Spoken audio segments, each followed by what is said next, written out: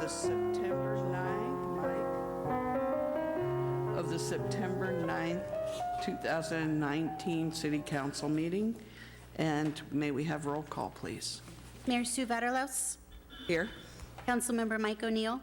Here. Councilmember Mary Beer. Here. Councilmember Sue Beckmeyer. Here. Mayor Pro Tem Deirdre Martin. Here. Okay, now we're going to salute the flag, and it's led by Councilmember Beckmeyer, so good thing she made it. Good thing she's here.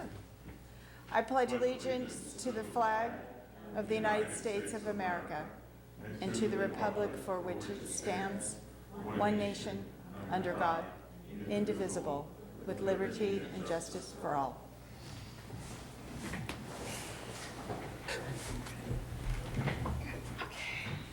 Okay, we're going to start with Fog Fest Organizing Group presentation on the 34th Annual Pacific Coast Fog Fest. Oh, not. I didn't even see you, Larry. Now I do.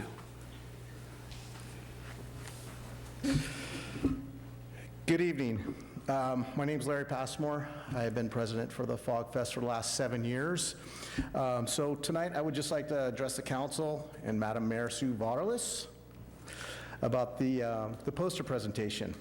The board and the 55 community groups want to say thank you to the City of Pacifica and sponsoring the 34th Pacific Coast Fog Fest. Tonight we're going to present the poster. We actually have the artist here tonight, so he's going to present it to you guys at the end. So I just want to go over a couple of numbers that we did for 2018 for the Fog Fest. I always like to call them the Fog Fest Fun Facts. So what we do with the Fog Fest is we take over about a mile of Palmetto Avenue. We take over Oceana, the baseball fields we use for parking. We started doing that 4 years ago, which alleviates a lot of traffic down there among, in the vicinity of the Fog Fest. And then IBL, too. We basically take over all of IBL. So I want to say thank you to the Jefferson Union High School Board and the Pacifica School District. Last year we had about 65,000 well-behaved festival attendees with no major incidences at all. Right? Is that true, Chief? I believe that's correct. Thank you. So once again, I want to say thank you to our block captains, our explorers, our security team, and the Pacifica Police Department for keeping everybody safe out there. Last year we had 55 community groups, about 900 volunteers. They put in about 3,800 hours to put on the Fog Fest. We had the Discover Pacifica Parade with about 1,000 participants. We served approximately 14,000 meals, about 20,000 drinks of different varieties. We had 3 stages, 24 bands. Last year we donated $116,000 back to those 55 community groups. To date, the Fog Fest has contributed back to the community groups $1,249,290. So this year, for the 2019 Fog Fest, it kicks off Saturday morning around approximately 10 o'clock. And Robin, I'm Bridget, do you want to say anything about the parade? We've got plenty of signups already. I know a couple of the city council members haven't signed up yet, so hopefully they will. And it should be a good showing. All right.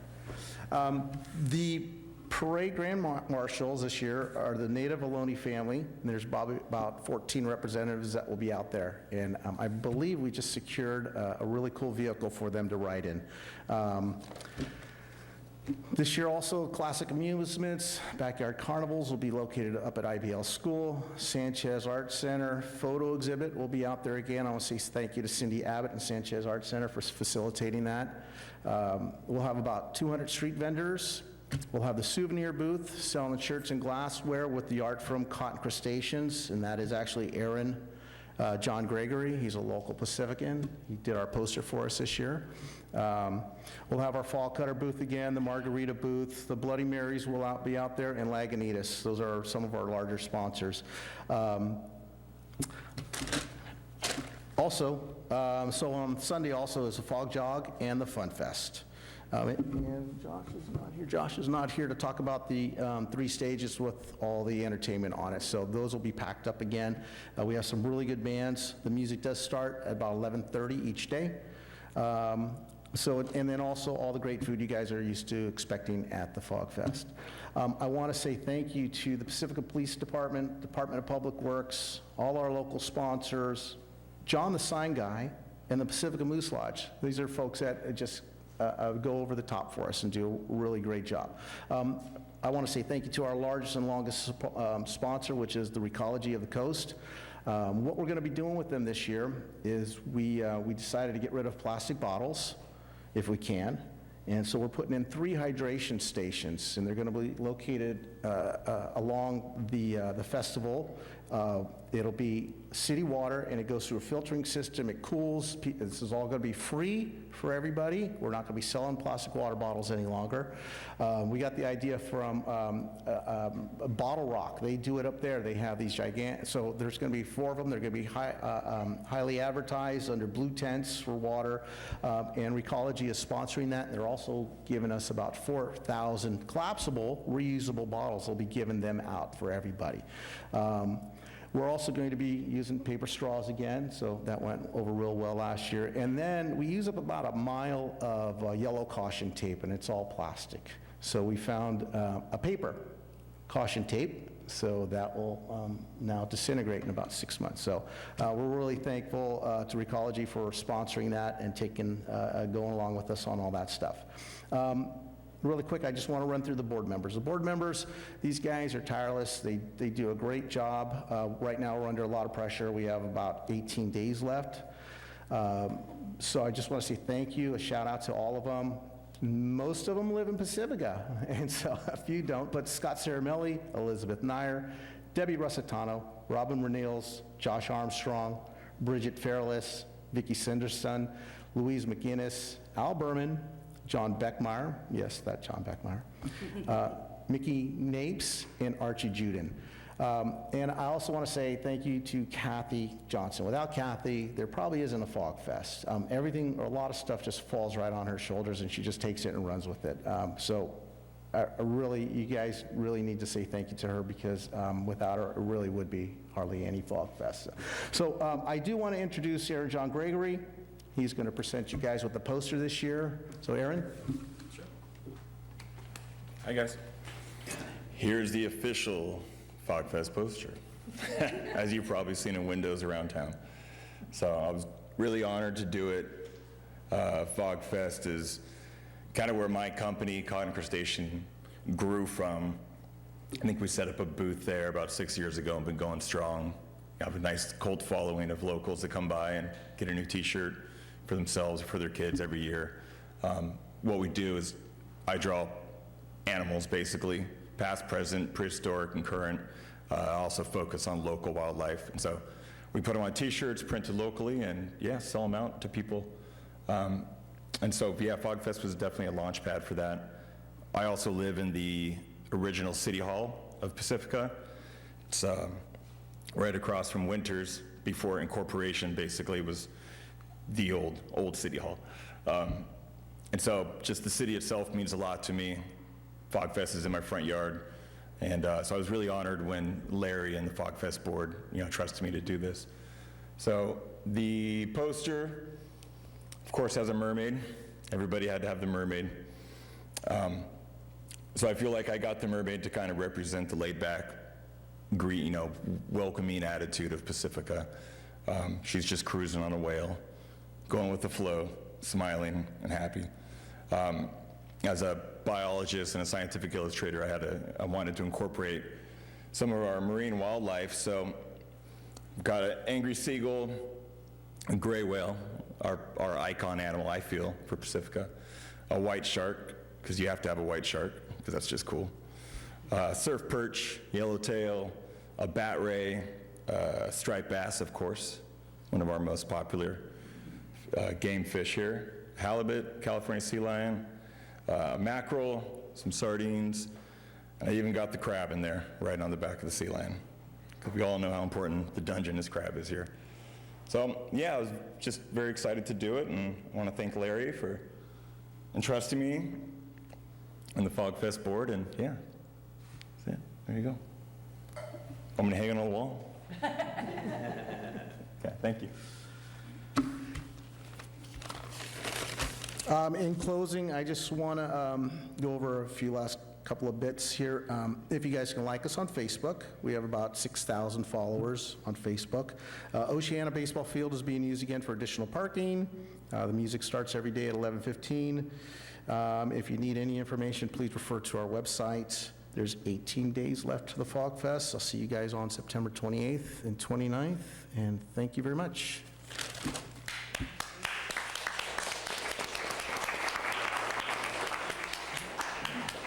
Wait, Yeah, we definitely want to thank you, so, yeah. Thank you so much for coming out today. I learned a lot from you. I didn't know all the people who were on the board. It sounds like a good board to be on, actually. Just thanks. Thanks for everything. And maybe if you bring the poster up, yeah, and you can like put it in front. we can take a picture. But Want to also- do that first? and Put then it up we'll so talk? the camera can see it. Yeah, whatever you want to do. Want to take, Okay, let's go. Board, come on up, guys. Come on up. We'll give that to somebody else.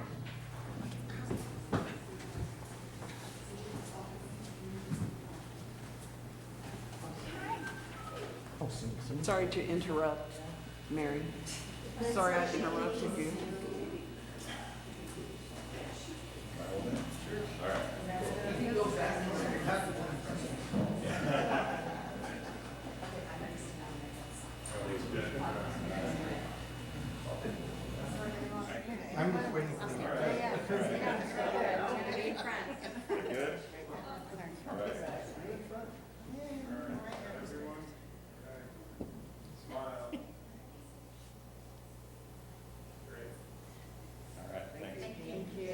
Nice work, thank you.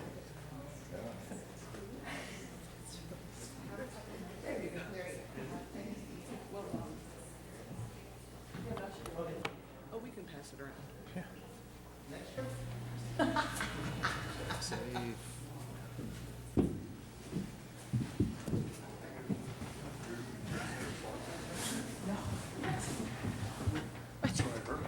Yeah, that's how rumors get started, Michael O'Neill.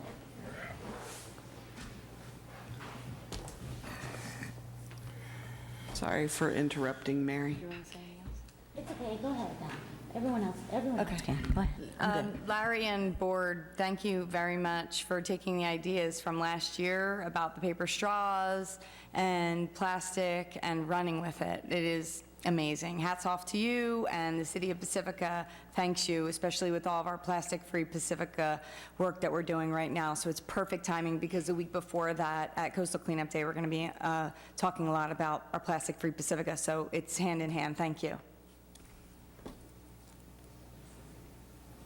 Thanks so much for all your hard work. I know how crazy it can be, 18 days. Really looking forward to it this year, and we just are so grateful. Thanks. I ditto what everybody else said. I know it's quite hard to go to meetings all the time. I've been there a couple times, and I know they really do put a lot of effort into them. And I'd like to say I put on really small events for like 60 people and stress out. So I can't even imagine putting on an event for 60,000 people and making sure everything works right. And when you see Larry going crazy, running around right beforehand and trying to, still getting it all together. So it's a great event. We all love it. We'll all be there. Except I won't be at the parade, unfortunately. I will be at my Peninsula Clean Energy Board Retreat. So it's one of my favorite events of the year. Bridget, you know that, because I'm always one of the first to sign up for PVC, but I will miss it this year.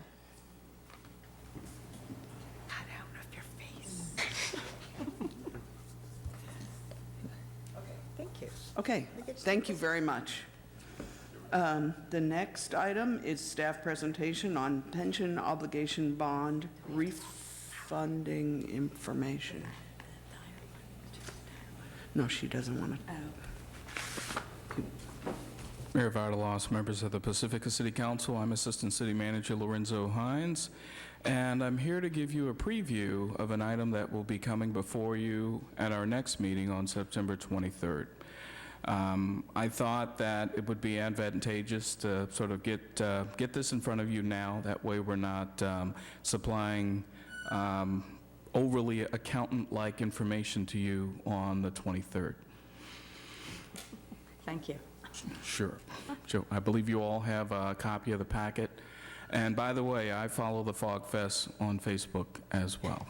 So I'm looking forward to it. The city will have a booth there as well, so we'll look forward to it.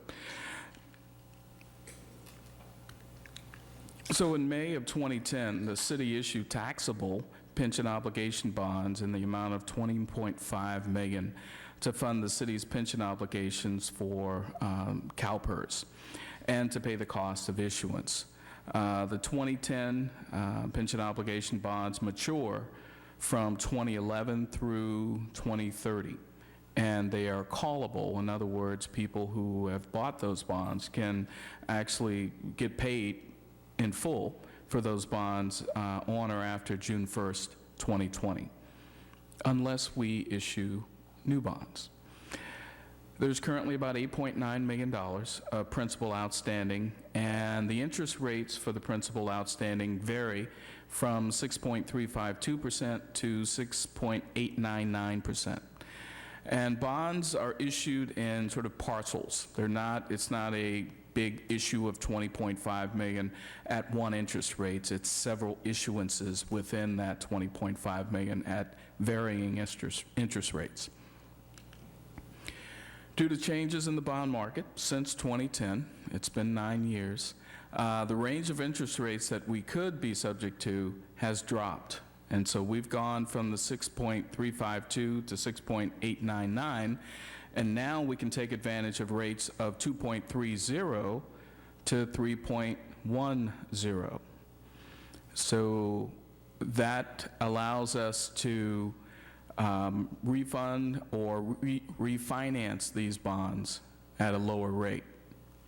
And because it's at a lower rate, we anticipate that the general fund savings as a result of this refunding or refinancing will garner about $1.6 million over the remaining life of the bonds, and that's $1.6 million in general fund savings. And so when we bring this item before you on the 23rd, we will be recommending that we proceed with the refunding. Now, bonds, just some general information about bonds. They're a common type of long-term financing. We can use them for refunding. We can use them for capital projects. We issued about $27 million in bonds to fund the EQ Basin back in 2017. They represent a contractual promise by the issuing governmental entity, that's us, to pay investors who purchase our bonds. And so we promise to pay a specific sum of money at a designated maturity date, and we also promise to provide periodic fixed interest payments, usually on a semi-annual basis. Usually we pay in December and June.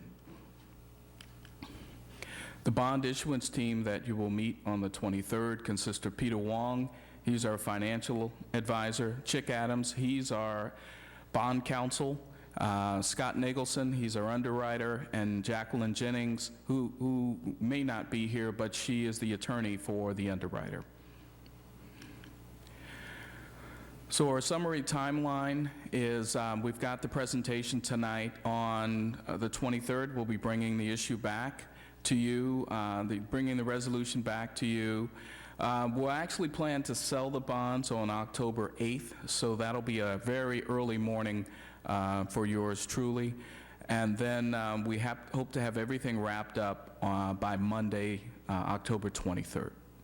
What's POS? I mean, I know what it means, but If you hang on for just a second, we'll get right to that. I know the other meaning. Bring your page. Different conversation for There we go. All right. Thank you.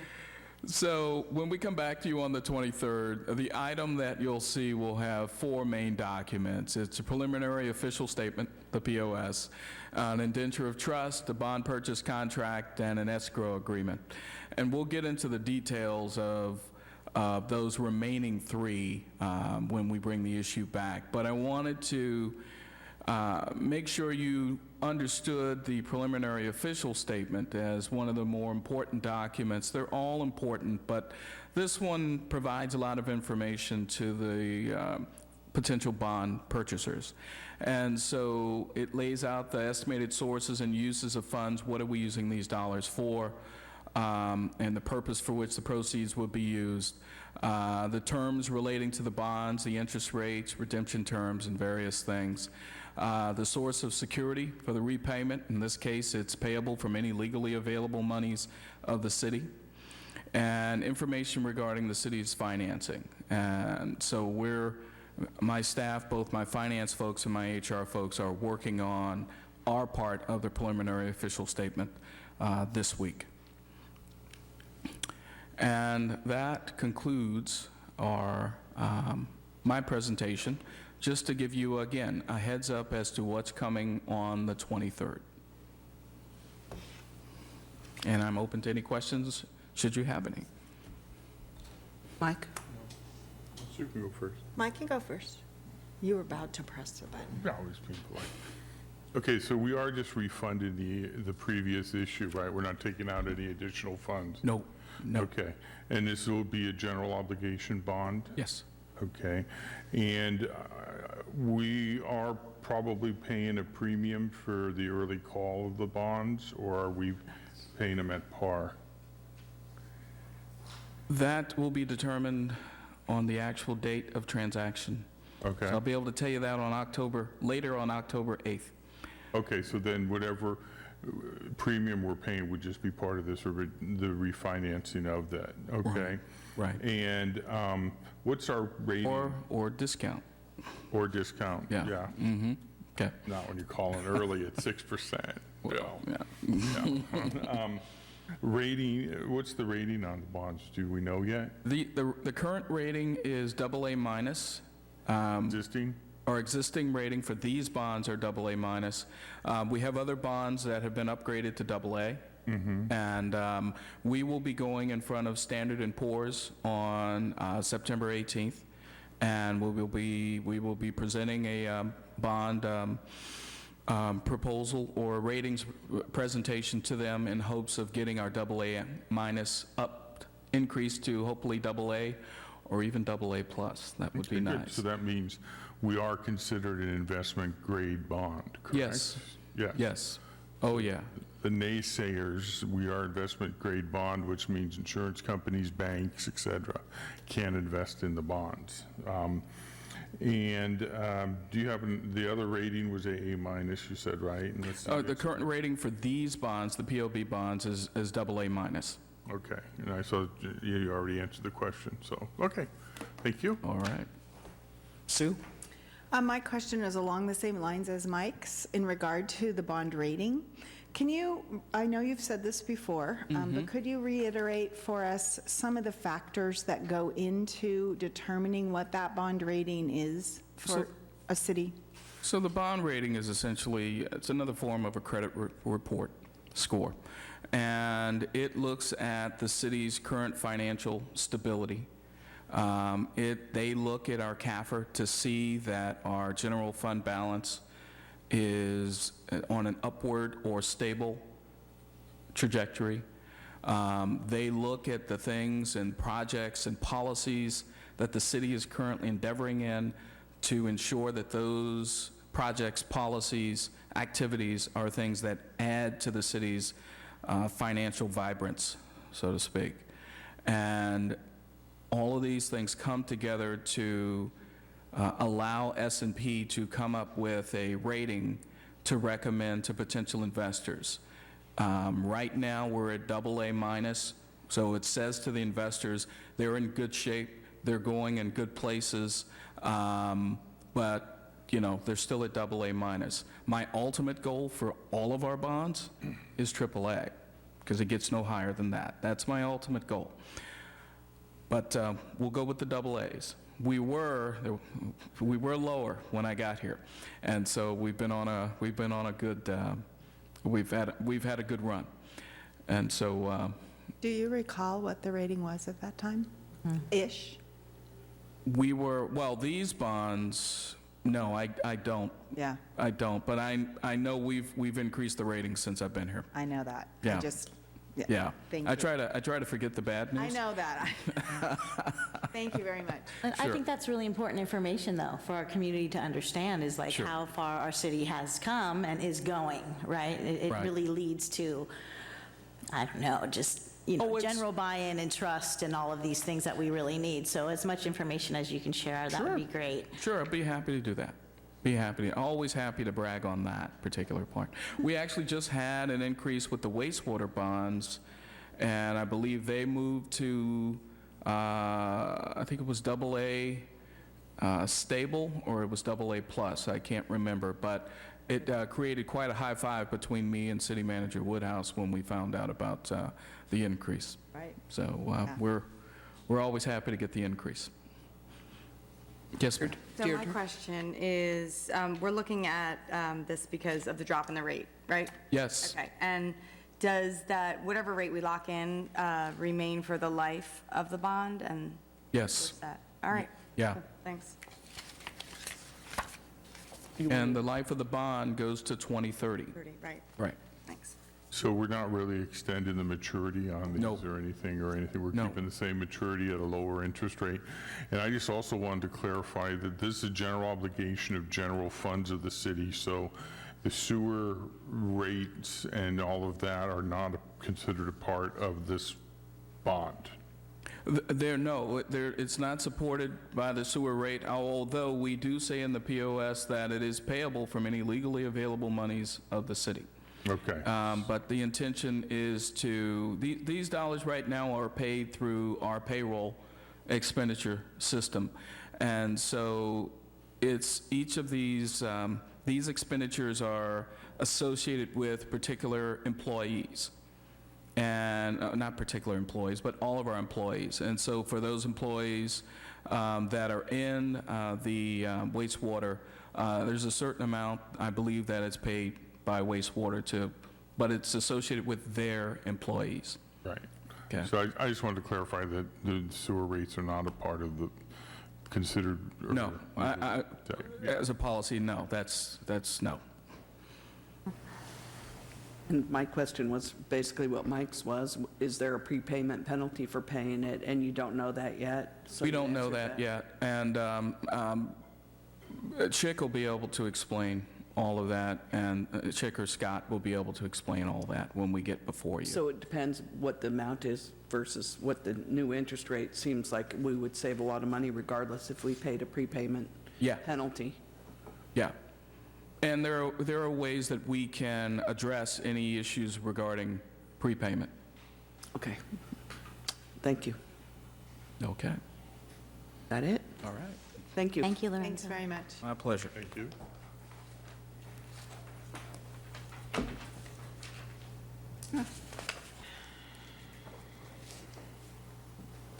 Okay, we're moving on to the consent calendar. Is there anyone on council or anyone from the audience who would like to remove anything from the consent calendar? Mike? I would just, unless there's somebody on council, I'd just like to make a motion to approve the consent calendar as stated. Okay, I saw no one in the audience, so I'll second. please vote. And that passes 5-0. And we'll move on to oral communications. I have just a few cards tonight. Gloria Stofan, followed by Tiger Jazz Big Stick and Therese Dyer.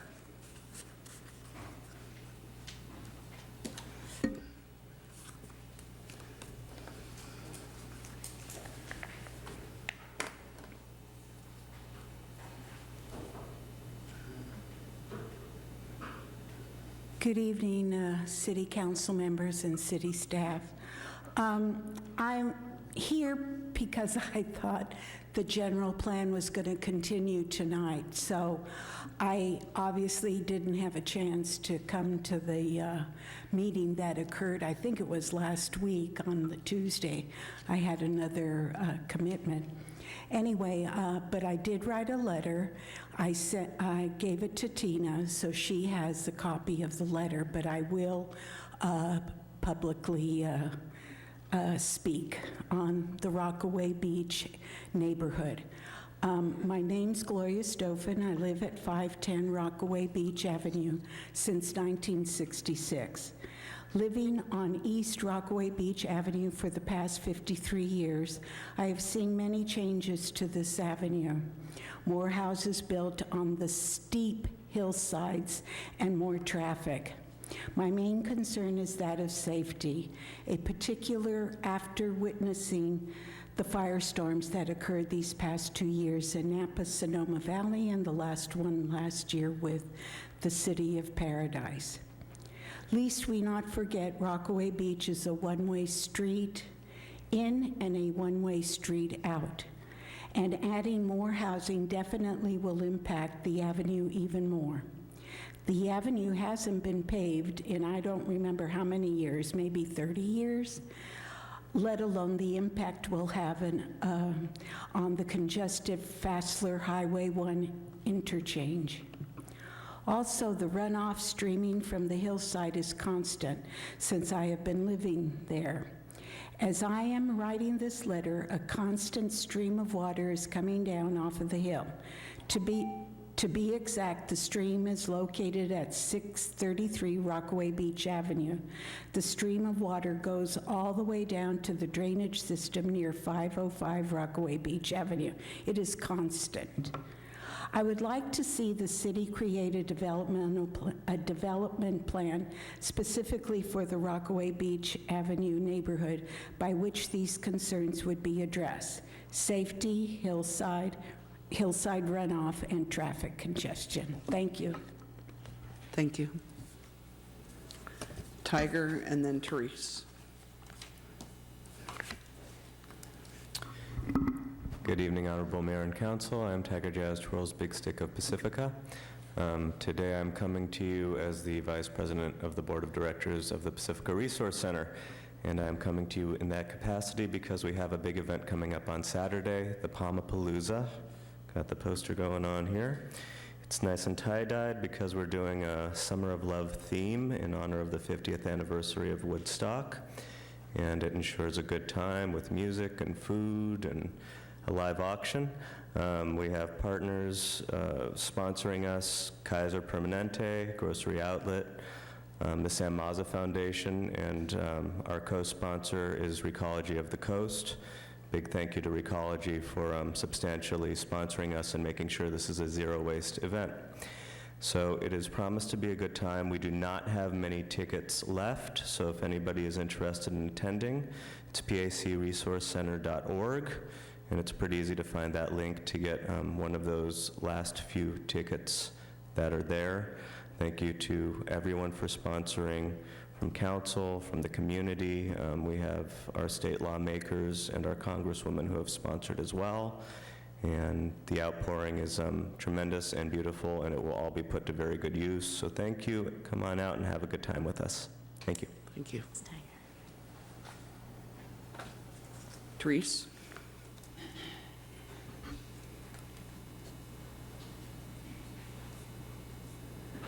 Good evening, City Council and staff. I've lived here for 58 years and haven't seen much progress, except now they're selling margaritas at Taco Bell for $8. I haven't looked at the budget, but I see very little progress when it comes to any kind of a major development. So instead of hiring more consultants and economic developers, do we have anything concrete going? I mean, I've picked up a booklet here on the pension bonds that I really wanted to have copies made for you, and I will for the 23rd of September, because it tells you where Pacifica stands, and it's really an eye-opener, okay? So I'll have that ready for you on the 23rd.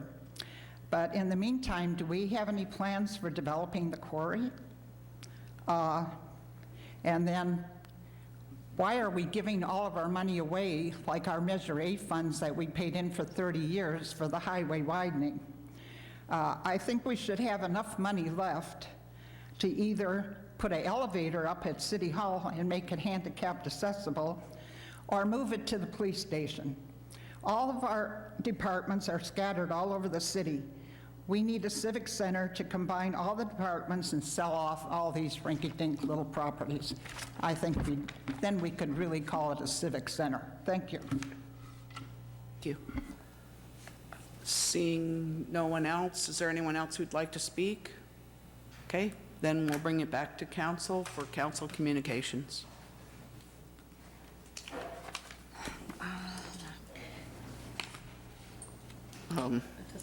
Okay, either one. Start with someone else. Okay, Deirdre. I feel like we've been here every week for a year now. Yeah. So I don't have much to report other than getting ready for Coastal Cleanup Day on September 21st. Here in Pacifica, you can find a place to beautify. Doesn't just mean cleanup. We can help you do some habitat restoration. You can find site availability on pacificbeachcoalition.org. I'm always looking for volunteers at my site, which is the waste collection site. And the event starts at 9 a.m. Cleanup ends around 11. There's a small celebration down at Lindemar State Beach afterwards, where there'll be a couple of dignitaries, and folks from the Coastal Commission will be there as well. So come on out, September 21st, 9 to 11, and then celebration 11 to 12.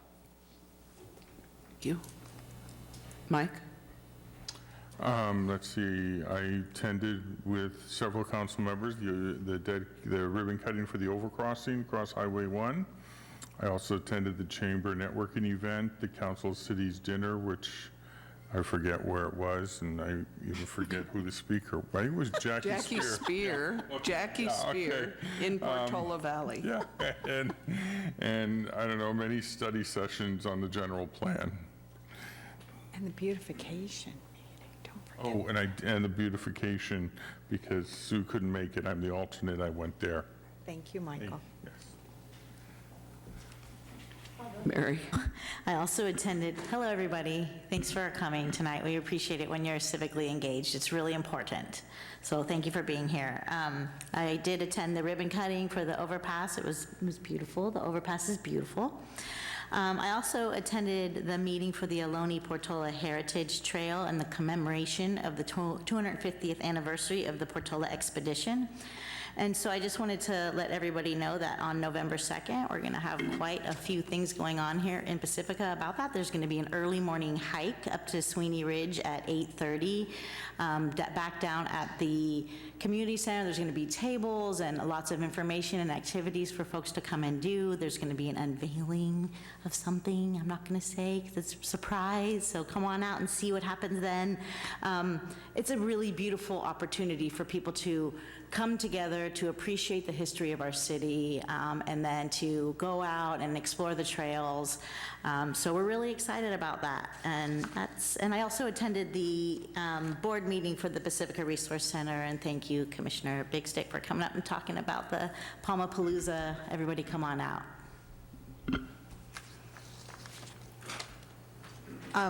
I agree with Councilmember Martin. We've been here a lot, and we'll continue to be here a lot to work through, as we knew we would have a busy year with the general plan update, local coastal program plan update, and the specific plan.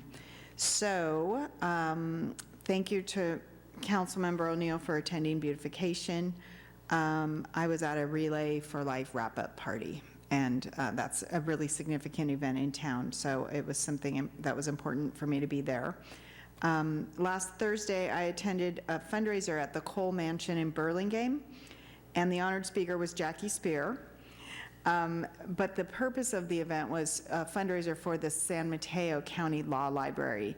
And I just wanted to mention, because I learned a lot at that event, and I knew about the law library vaguely, but what I didn't know is how much service they provide to the general public. So for all kinds of legal matters, there's librarians there that will help, it can be a civil matter, it can be family law, any kind of legal issue or concern. We do have, through our local public libraries, a lawyer in the library that comes around every month or something, where you can come, but you only have a few minutes with that person. This is located in Redwood City, so it's not exactly, next door, but there are all kinds of online resources, LexisNexis, which is a very expensive database. You can do a lot of research, and you'll have expert guidance, and it's all free. So it's the place that the common person can go and get extra help for a legal matter. It's something really important to know about, and I'm really grateful to our county for keeping it going. The reason, though, they had to do a fundraiser is because the funds that are available are simply not enough to keep it running. So it looks like they're on track with their fundraising, and that was a very beneficial endeavor. The other thing I wanted to mention is I'm very happy for the Pacifica Resource Center with its fundraiser. Unfortunately, I won't be able to attend because it is also the very same night. There is a 70th anniversary celebration for the Pacifica Lions Club, which I am a member of, so I will be there.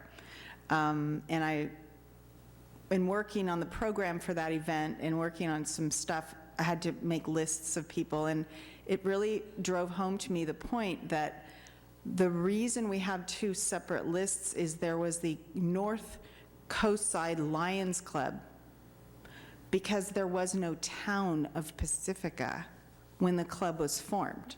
So it couldn't be called the Pacifica Lions Club because there was no such thing. The club was formed in 1949 and is still in very strongly supporting community efforts. And so I just wanted to acknowledge 70 years of Lions Club in Pacifica. Thank you. Thanks. I was at the ribbon cutting and the joint planning and city council session.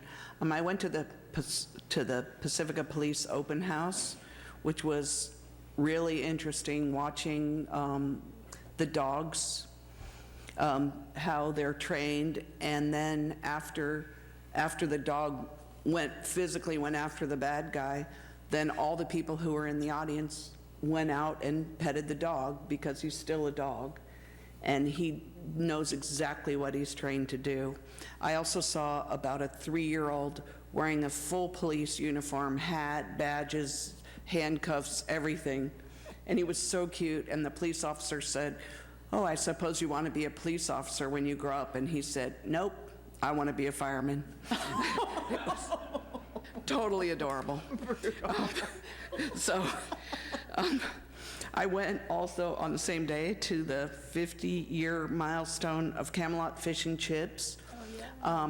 And I found out some interesting information that Bill Meyerhoff's Brake and Tire has been in existence for almost 60 years. 3 members of their family, 3 generations of the family. Camelot, 50 years, 3 generations. And right next door, Save More Meats, which is 55 years. And all of the boys in those families all went to school together. And they all still are open in these businesses in Pacifica, which is really admirable to be in business for so long. Really a nice celebration. A lot of people were there. And I did walk down to the Roslyn Bakery, which Roslyn Bakery had soft opening. It was incredible just looking at the food, that the bread that they made is just amazing. I didn't buy any. Thank you. And I went to the Council of Cities. And I also have my tie-dye ready for Palmapalooza, special, with a wave on it, just for Pacifica tie-dye. You know, I forgot to say that I was also at the open house for the police department, and it was beautiful. Like, there were so many families and with young children, and they came in, and you could see the whole station, and volunteers were there that showed you all around. It was really great. It was a great event. Okay, that's it for me. Okay, we'll move on. Staff communications. Thank you, Mayor Vaterlos, council members, Kevin Woodhouse, city manager. Just 2 brief communications, actually. The first is that I also attended the police department open house on Saturday, and Chief Steidel said that they had an amazing turnout of over 400 people throughout the hours that it was there, that it was open. And I too watched some of the demonstrations and saw an expert motorbike demonstration. It was phenomenal, and just great people, great turnout to celebrate their 60 years. So that was a big success. The other update that I wanted to mention is last week, we broke ground on the Gene F. Fassler parking lot for the Cattle Hill Trail area at the end of Fassler Avenue. So that's under construction now, and excited that'll be complete before the November 2nd. That's the target, that it's complete before the November 2nd Commemoration Day hike.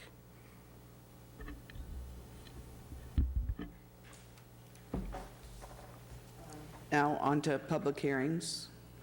Item number 7, consideration of an appeal of the Planning Commission's approval with conditions of site development permit, PSD-818-17, coastal development permit, CDP-387-17.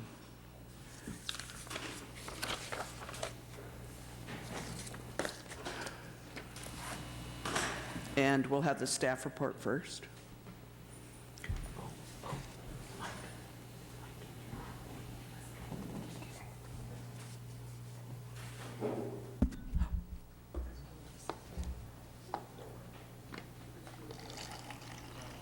Christian? Yeah.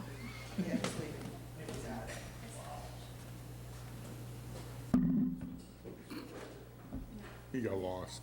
Did you want, I brought my tablet, because this thing poops out sometimes. Do you want my tablet instead of the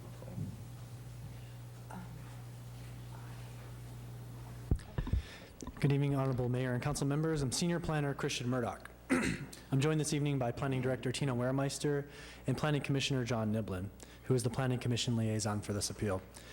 You are considering this evening an appeal of the Planning Commission's action to approve development permits for this project, known as Lot 37 of Block 1, Salata Avenue, located in the West Sharp Park neighborhood between Beach Boulevard and Palmetto Avenue, and to recommend City Council approval of general plan amendment and rezoning on July 15th, 2019.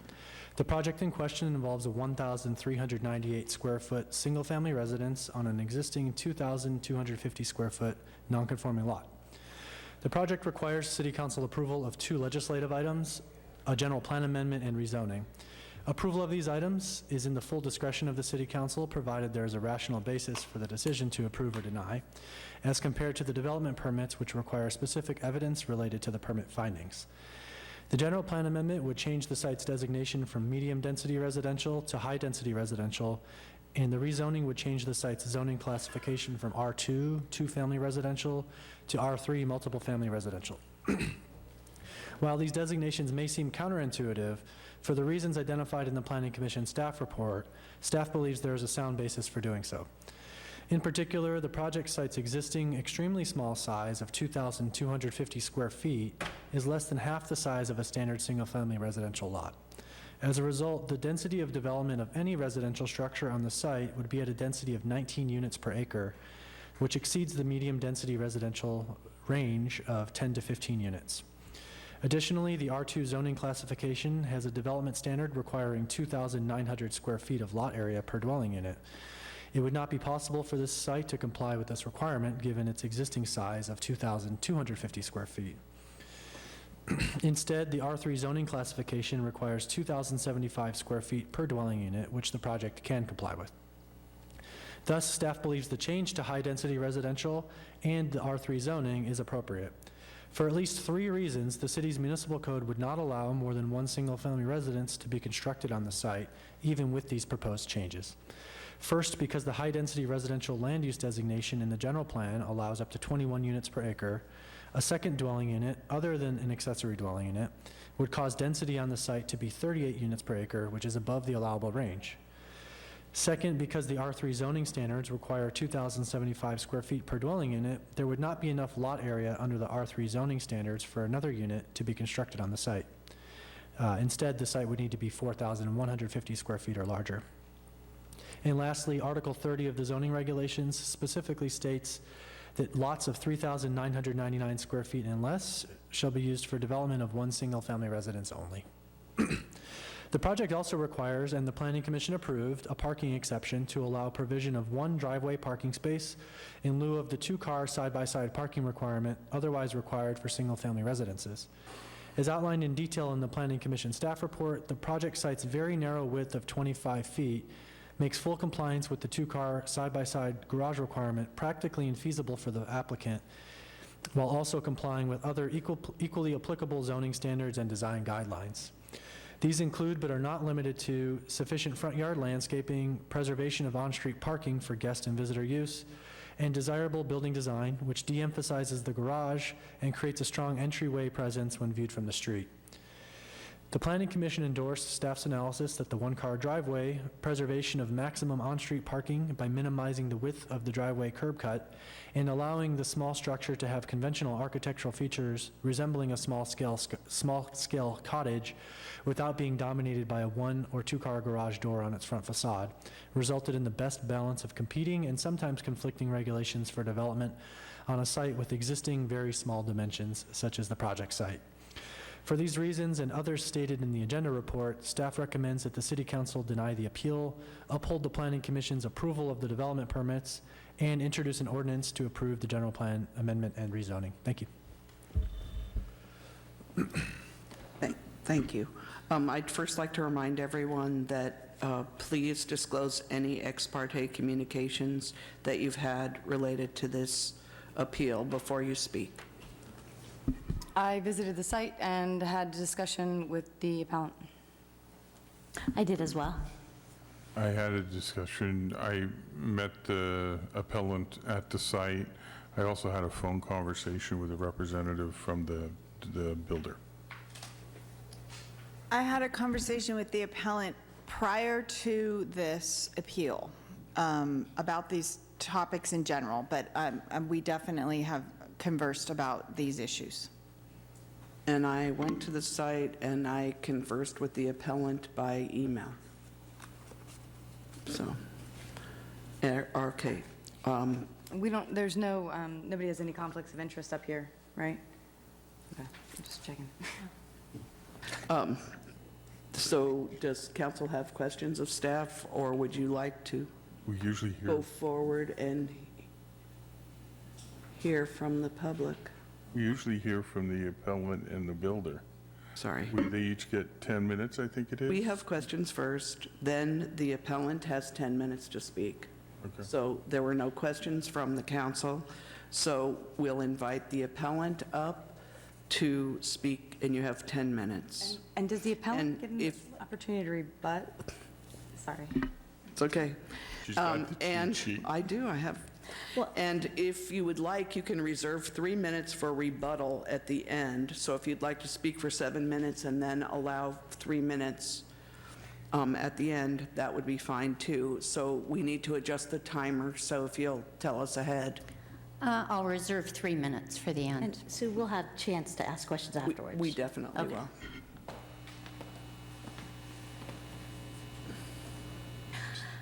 First of all, Honorable Mayor, council members, staff, and public, thank you for hearing this appeal tonight. I'm Cindy Abbott, a 23-year resident of West Sharp Park. I live on Salata Avenue, directly across from the property, and I'm appealing the decision of the Planning Commission that approved the parking exception and zoning change. I also have a really bad headache tonight, so bear with me. This is the site, and it's not just one lot. It's 4 originally subdivided 2,250 square foot contiguous lots. While the staff report notes that it is likely the proposed project can safely develop without causing adverse neighborhood impacts, the comments don't consider that the plan calls for construction of a 3-bedroom, 3-bathroom home with only 1 uncovered parking space, and that there are 4 of these lots of the same size, not 1, and that all developed in a similar way will adversely impact the neighborhood. It's further stated that most non-conforming lots encountered by staff in their daily work range from 30 to 40 feet in width. I want to suggest that consideration needs to be given to the unique character of West Sharp Park neighborhood, and that these 25-foot lots and others of similar odd sizes to today's standards are fairly common there in the neighborhood, and that they're really what makes up the unique neighborhood charm and set this off as a coastal beachside community that's different from other places. At the July meeting of the Planning Commission, I was joined by 6 neighbors who shared concerns about parking, zoning, and the overall development of West Sharp Park. In the council package, there's 7 letters from neighbors, and also a letter that support the appeal and one against it from a property owner who disagrees. In response to that letter, I want to call out that the comments from my fellow neighbors talk about that we are not opposed to the single-family home being developed in this neighborhood. What our concern is, and what the appeal opposes, is the parking exception, providing only 1 uncovered parking space for a 3-bedroom, 3-bathroom house. We're also concerned about upzoning this to high-density residential, again in a neighborhood that was developed and has the character of small beachside cottages. So what we're asking in this request is that you uphold this appeal and send this back to the planning staff and commission to provide appropriate on-site parking, to have a holistic review of the neighborhood that fits in so well with the Sharp Park specific plan that's going to be in progress, and to think about these slots overall for all of West Sharp Park. These are sort of a test case for things that could happen there. Parking in West Sharp Park has been a long-time problem. These are comments that go back to the 1980 LCP and the 1990 Pacifica design guidelines, showing that in 1980 we were talking about concerns of developing Palmetto in the area for commercial development, and that they were already concerned back then about overflow congestion moving into the residential neighborhoods. This project will have the opposite effect of pushing our residential problem into the commercial area. And in fact, the design guidelines talked about that there should actually be more parking in these areas than less. This is parking on the weekends. It's a constant flow of traffic in and out as people go to the promenade, pier, and commercial businesses. Currently, 6 to 8 cars can park in front of the empty lot. The project has the potential with 4 homes to remove those 8 parking spaces from this area while adding a lot more. Staff states that on-street parking is proposed as nearly in compliance with the requirements as nearly possible, and I strongly disagree. The report in the Planning Commission said that similar houses have been developed on lots of this size, and that's true, but they all have parking. They all have more than 1 single parking space. So that comment really isn't appropriate. This is a project as it was initially submitted in 2017 that showed a design by the developer that also included appropriate parking for a lot this size. And while it was noted that this really isn't relevant, I think it is, because it shows an approach that even the developer had at the time when they purchased the lot, before that plan was rejected by the planning department. Our unique beach community requires us to really think about these lots and to not think about going high-density residential. These small, unique lots exist throughout the West Sharp Park neighborhood. These are others that are of similar sizes. They fit in with the area, and they also mostly include parking. Here's even more. You can drive up and down any of the streets in West Sharp Park and see this. The inconsistencies to today's planning standards requires a unique approach to preserve the historic neighborhood of West Sharp Park, and to also provide and not exasperate the already difficult parking situation that we have. In both writing and at the last meeting, there were concerns that staff really didn't have time to look at this project altogether. But I'd like to share with you that there is time right now. What a perfect time to be talking about this lot, because we're in the middle, or not in the middle, we're going to be starting the West Sharp Park specific plan. Let's really think about this, dedicate the time that the staff might not otherwise have, and develop a strategy for this area and these lots that's going to benefit the entire neighborhood and the community. Let's not try to push a square peg into a round hole. These lots are part of the irreplaceable charm, and we really need to make sure that we don't create more parking problems. Thank you. Thank you. Wade, does anyone on council have initial questions for the appellant?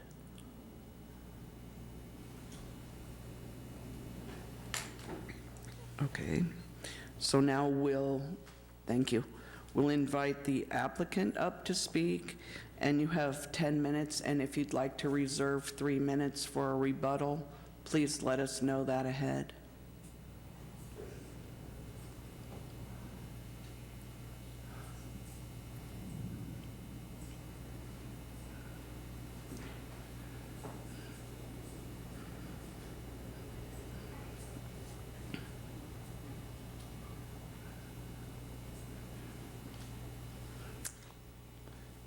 Do you wish to have your 7 minutes and then 3 minutes to rebut at the end? Yes. Okay, we'll adjust the timer. Okay, my name is Michael Panacci. I was born and raised in Sharp Park. I'm a builder in Pacifica now, and I reside in Pedro Point. This project has been quite the process. I've purchased the lot almost 3 years ago, and obviously you guys seen the first plan that we came up with, which 6 months into I was told wasn't going to work for the city. So through multiple meetings with Christian and Tina and trying to figure out what direction we were going to go with the density amendment, we finally got some traction, and maybe 6 months ago got it going in a direction where we came up with the design that we're at currently. And I feel like it wasn't taken lightly. We extensively looked at the neighborhood, and I was open to Christian and Tina's advice on how they thought things might be able to look better without having, if you drive down some of those streets, you see garages, all you see is 2-car garages with cars in front of them. And I know most people use their garage in the neighborhoods for storage and are okay with parking their vehicles in front of the house. So what we tried to accomplish was giving the neighborhood a cottage-type house that was connected to the community. So when you walk up and down the street, you see the front windows and the front porch and the front door, and it's more welcoming and appealing. And we lowered the size from a 25-foot height limit as far as we could go. We did a lot of things to make this house what I feel is a good house. And when I design these houses, I always design them from a standpoint as if I was going to live in them with my kids and my family, would they work? And I believe some of the storage things we've done, we have about 92 square feet of storage that's completely usable with shelving, and it's not like the, shelves on the side of the wall in the garage with your car. This storage is actually functional. And all in all, I know it's different, but I think the people that get to enjoy this house are going to, the lifestyle that it's going to provide is just going to be different. I've lived in 4 different houses in Pacifica, and the one I grew up in, the first one I built, and the one I live in now, we're all open to to the community. They had front porches, and the light comes in the front. It's a totally different feeling than the house I built in Rockaway, where I had the 2 garages at the street, the entrance on the side. It's just a different type of house. One of the things that we've done with Christian and Brian, my drafting person, is we've added a parking spot in the front, so we could actually obtain 2 cars in the front of the house, and one, small car could still be at the curb in the street. But anyways, we're not just slapping a house here and trying to, get away with not having parking. There was thought that went into it. Garages cost a lot of money to build.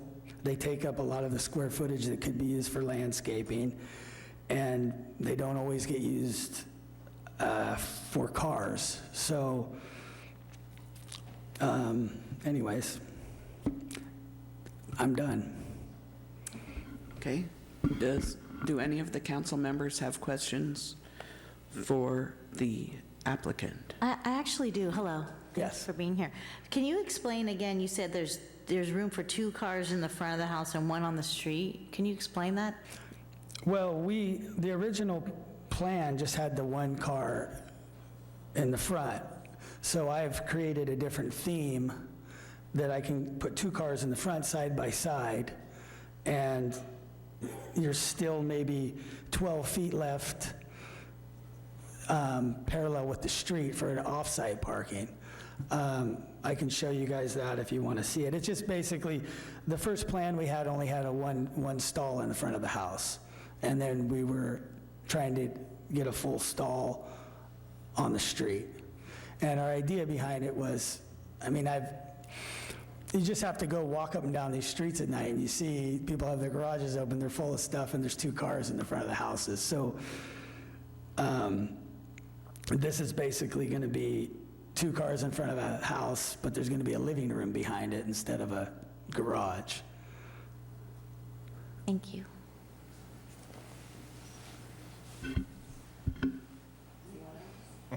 Just ask okay, you just said you added a second parking space, right? Okay. Is that in this staff report? We haven't officially added it. Okay, because But we've okay, so I took the time and we've drafted it. It can be added. It wasn't officially submitted to the city. But it makes the front yard a little smaller, but it works. And it does accommodate 2 cars in the front. We emailed it to Christian today. And I have copies here. Well, on that basis alone, I feel like I'm not ready to even have this discussion. If there's an option that people might be a little bit happier and maybe, Well, we have, I'm just kind of curious, how does that fit into this? If there's actually a plan that accommodates 2 parking spots instead of 1? It's Are we just, we could have been approached about that before the appeal. There's a lot of different things that could have happened. But a whole I bunch just of felt people like, showed up that night, though. what was that? A whole bunch of people showed up that night, though. I think you heard about that night, so it wasn't, I'm not talking back, I'm just trying to. Well, I don't want to change the design of the house or add a garage. I feel like myself with the planning department has come up with a unique house that is something I want to build and keep. But as far as making the front yard smaller and adding a space, that's not unobtainable. Okay, that sounds great. It does sound like you put a lot of thought and time into it. You've been working on this for a long time, and I respect that, and thank you for that. I live in a house where we have a legal in-law unit, and to be able to do that, they took out the front yard, so I have a concrete pad out front, 0 grass, and yet my neighbors who have an unlegal in-law unit have 5 and 6 and 7 cars any given day. So that's a huge bummer. I would like to make sure that, because I'm required to be legal with the law, that everyone else is too. So if we're here and you're willing to put in an extra parking spot to accommodate this, and this whole thing goes away, that, I don't know, you know, the last minute stuff seems a little bit iffy. And I feel like I'm getting a couple nods up here. What do other people think? I've never been in this position before. Through the mayor. I did not receive the email, but Senior Planner Murdoch did 20 minutes to 5 o'clock today. So we really haven't had a chance to analyze it. So if it's the mayor's pleasure, I mean, we can continue the public hearing and then, you know, see where the council wants to go in terms of giving us time to analyze that drawing. We do have members of the public who want to speak on this, so we can continue. I have a question. If you add another parking spot, do you also eliminate a street parking for the curb, or can you? I mean, you don't eliminate, somebody can park there, but I believe our curb cut is going to be 12 feet. So we would have another, 12 and a half feet. So you could still put a small car in front, or it could encroach in the driveway. Originally, we didn't do that to obtain more of a front yard and to have a full space at the street. However, if the next neighbor put his driveway on the opposite side, there would, you would end up with 24, 25 feet in the middle of the houses. Okay, Deirdre. I have another question. Well, first as a comment, one of the pictures that we saw in the plan, as a matter of fact, a couple of those pictures was exact, I think it was a blue house, is exactly next to that lot, those lots with that parking right there. It seems like if we're trying to stick with the character of the neighborhood, that all of those would be something that seems attainable, and so that's one thing that I would just put out there. But the other thing is the upzone to high-density residential. We've been talking about this, and thanks, Commissioner Niblin, for joining us in these our fun Monday meetings for the past year. Does that mean, as we were talking about in our general plan discussions, if we were to upzone it to high-density residential? Are you deliberating or asking questions? I'm asking a question. Okay. A question is, does that mean that in the best or worst case scenario, depending on how you feel about it, that it could be up to 30 floor, up to what's the max density there? So the maximum density for the high-density residential land use designation is 16 to 21 units per acre. I think it's easy to get alarmed by that figure and the nomenclature of high-density residential. I think you could just as well call it small lot residential. It's really, the high-density residential designation relates to the number of units per acre, which in a single-family residential context means the lot size, right? Okay. So for the reasons that I explained earlier in my presentation, we're not going to get more than one single-family residence on this site, whether it's low, medium, or high-density residential. The issue is that at low and medium density residential, the lot area is not large enough to fit within the minimum range intended in that designation, and so we don't have enough size to fit these units. And so unlike what the appellant said about there being 4 lots, we're talking about 1 lot owned by one owner. And with that in mind, we have a lot that's so small that it doesn't allow development within any other land use designation in the general plan except high-density residential. But ignoring the name for a moment, there's various things that would keep it as only one single-family residence, and that's the non-conforming regulations, which say one single-family residence if it's less than 3,999 square feet. The general plan density range, which a second unit would tip at nearly 40 units and would be above the range, and that wouldn't be permissible. And then the R3 zoning standards, which set the minimum lot area per unit, and this site would not have enough lot area for a second unit. So I think it's an argument that doesn't withstand the facts that there would be another unit, or this would somehow allow development to go beyond what you would expect on one small lot, which is one single-family residence. Okay, thank you for that clarification. And Does this beg the question, our inconsistencies between zoning and general plan? Not quite in this sense. I don't think what it does touch on is inconsistencies between historical subdivisions, which were approved, or I shouldn't even say approved, but which were recorded and became reality in the early 1900s, decades before the city incorporated and had 5,000 square foot minimum lot sizes and so forth. So we have this legacy of historical subdivision of land in ways that don't fit with modern development patterns. With that said, there is an emerging movement to have development on smaller lots, right? The tiny home movement and the like. And so it's not as though these kinds of lots cannot develop safely. Many of them have in this neighborhood and the close vicinity. It's just a matter of believing whether or not you can comply with all of the zoning standards or not. I think staff feels strongly you cannot.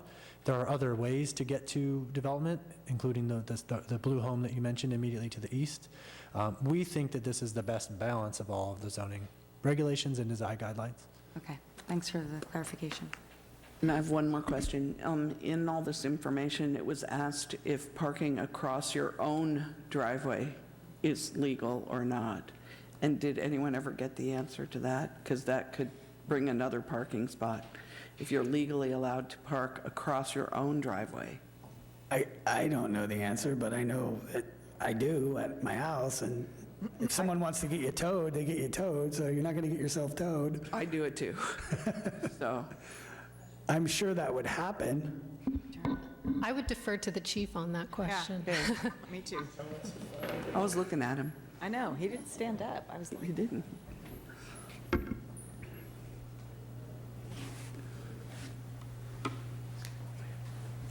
Good evening, I'm Dan Stadler, your Chief of Police. I was waiting to be invited up. So, is it legal to block your own driveway? Letter of the law says it's illegal to do so. Spirit of the law says the law was created to allow you to be able to go in and out of your own driveway. So what happens is if somebody were to block a driveway, we just don't, your patrol officers won't be driving around seeing somebody's private residence driveway blocked and then issuing a citation or towing. You can actually tow for that section.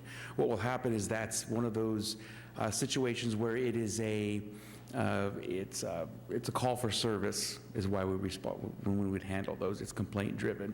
We would then go out and usually talk to the person at the house and say what's going on. Car's blocking my driveway. I can't get on my own driveway. We attempt to locate the owner and then tow the vehicle and cite it if we can't find it. So are you going to get a citation or have your vehicle towed for parking in front of your own driveway? No. Okay, thanks. Not going to get towed. Okay, any other questions? Oh, sorry, Mike. Okay, in regards to, I understand basically it's kind of like a floor area ratio or whatever, why you're upzoning it to the higher density, because it is a higher density for that size lot. But we are going to be looking at probably down the road the other 3 lots or 2 lots being developed there. Now, we are only concerning about the 1 lot tonight, right? We're not discussing the other, I don't know whether it's 2 or 3 lots. The other 3, that's correct. The other 3, okay. Now, I would assume that when and if those come with the project, they will also be raised higher density because of the lot size, correct? I think there's the potential for that. That's speculative at this point. It's not clear what type of development or use of the property that those owners would like. It's also not clear the timing of that and whether any future specific plan policies or other work in our zoning code would have a different approach to allowing development in light of these constraints.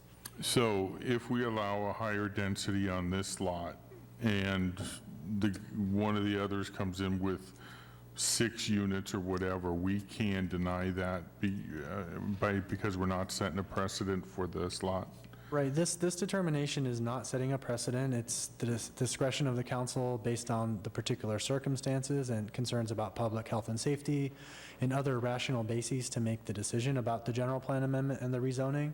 A future development, you'd have to consider the existing circumstances in the vicinity at that time and then weigh the facts and make a decision then based on those circumstances.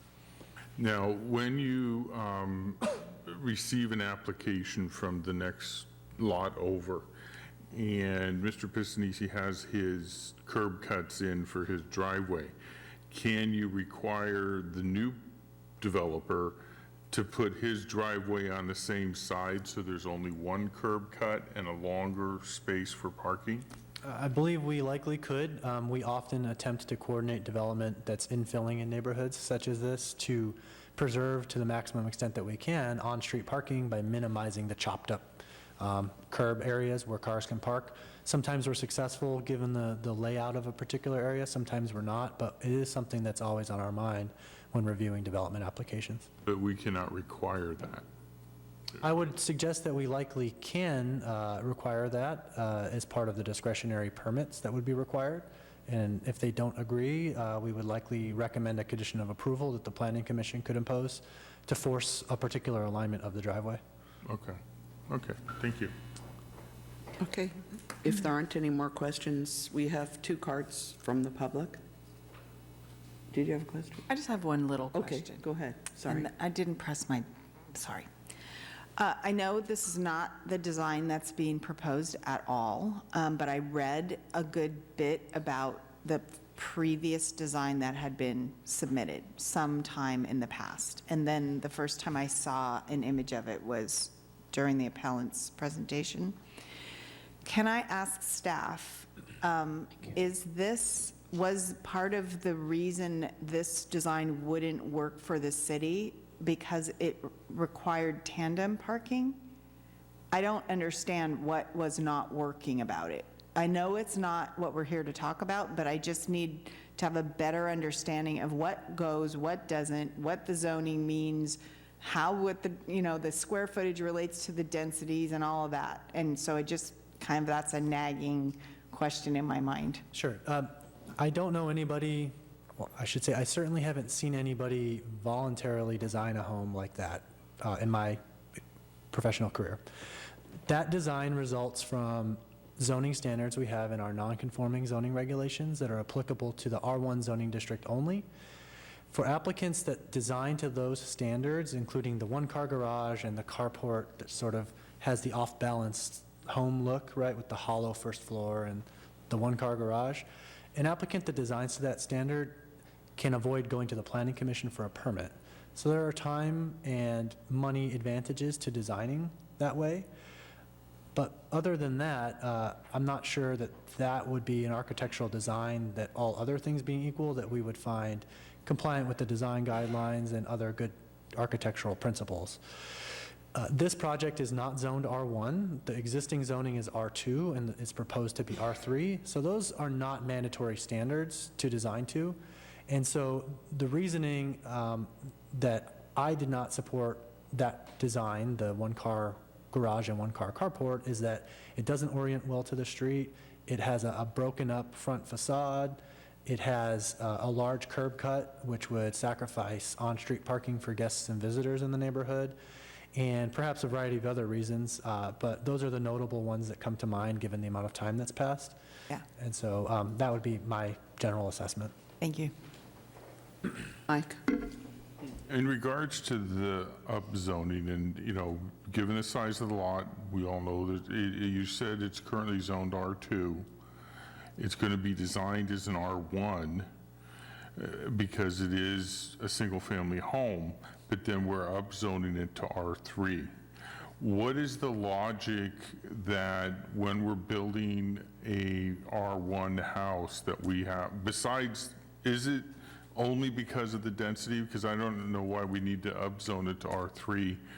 Is there a legal reason for that, or, So to start, most of what you said was true. We're not designing it to R1. That's we're designing a single-family residence compliant with the R3 zoning standards.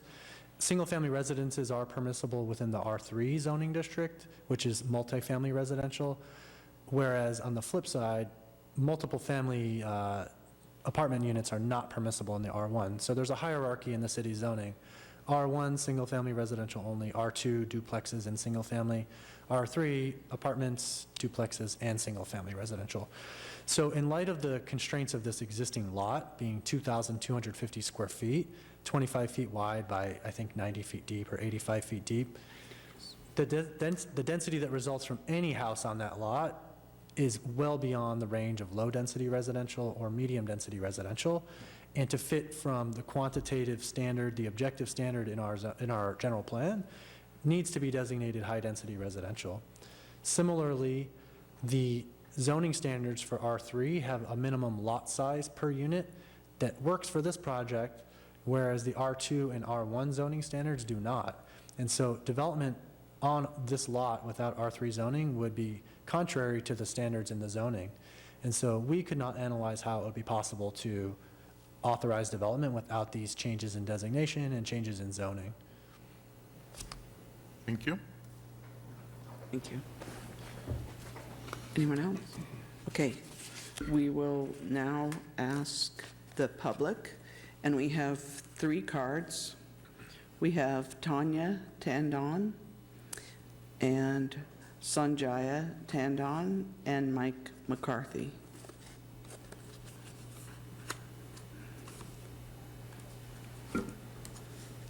Hi, good evening, and thank you for your service. I was here last week for almost the 5 hours with you.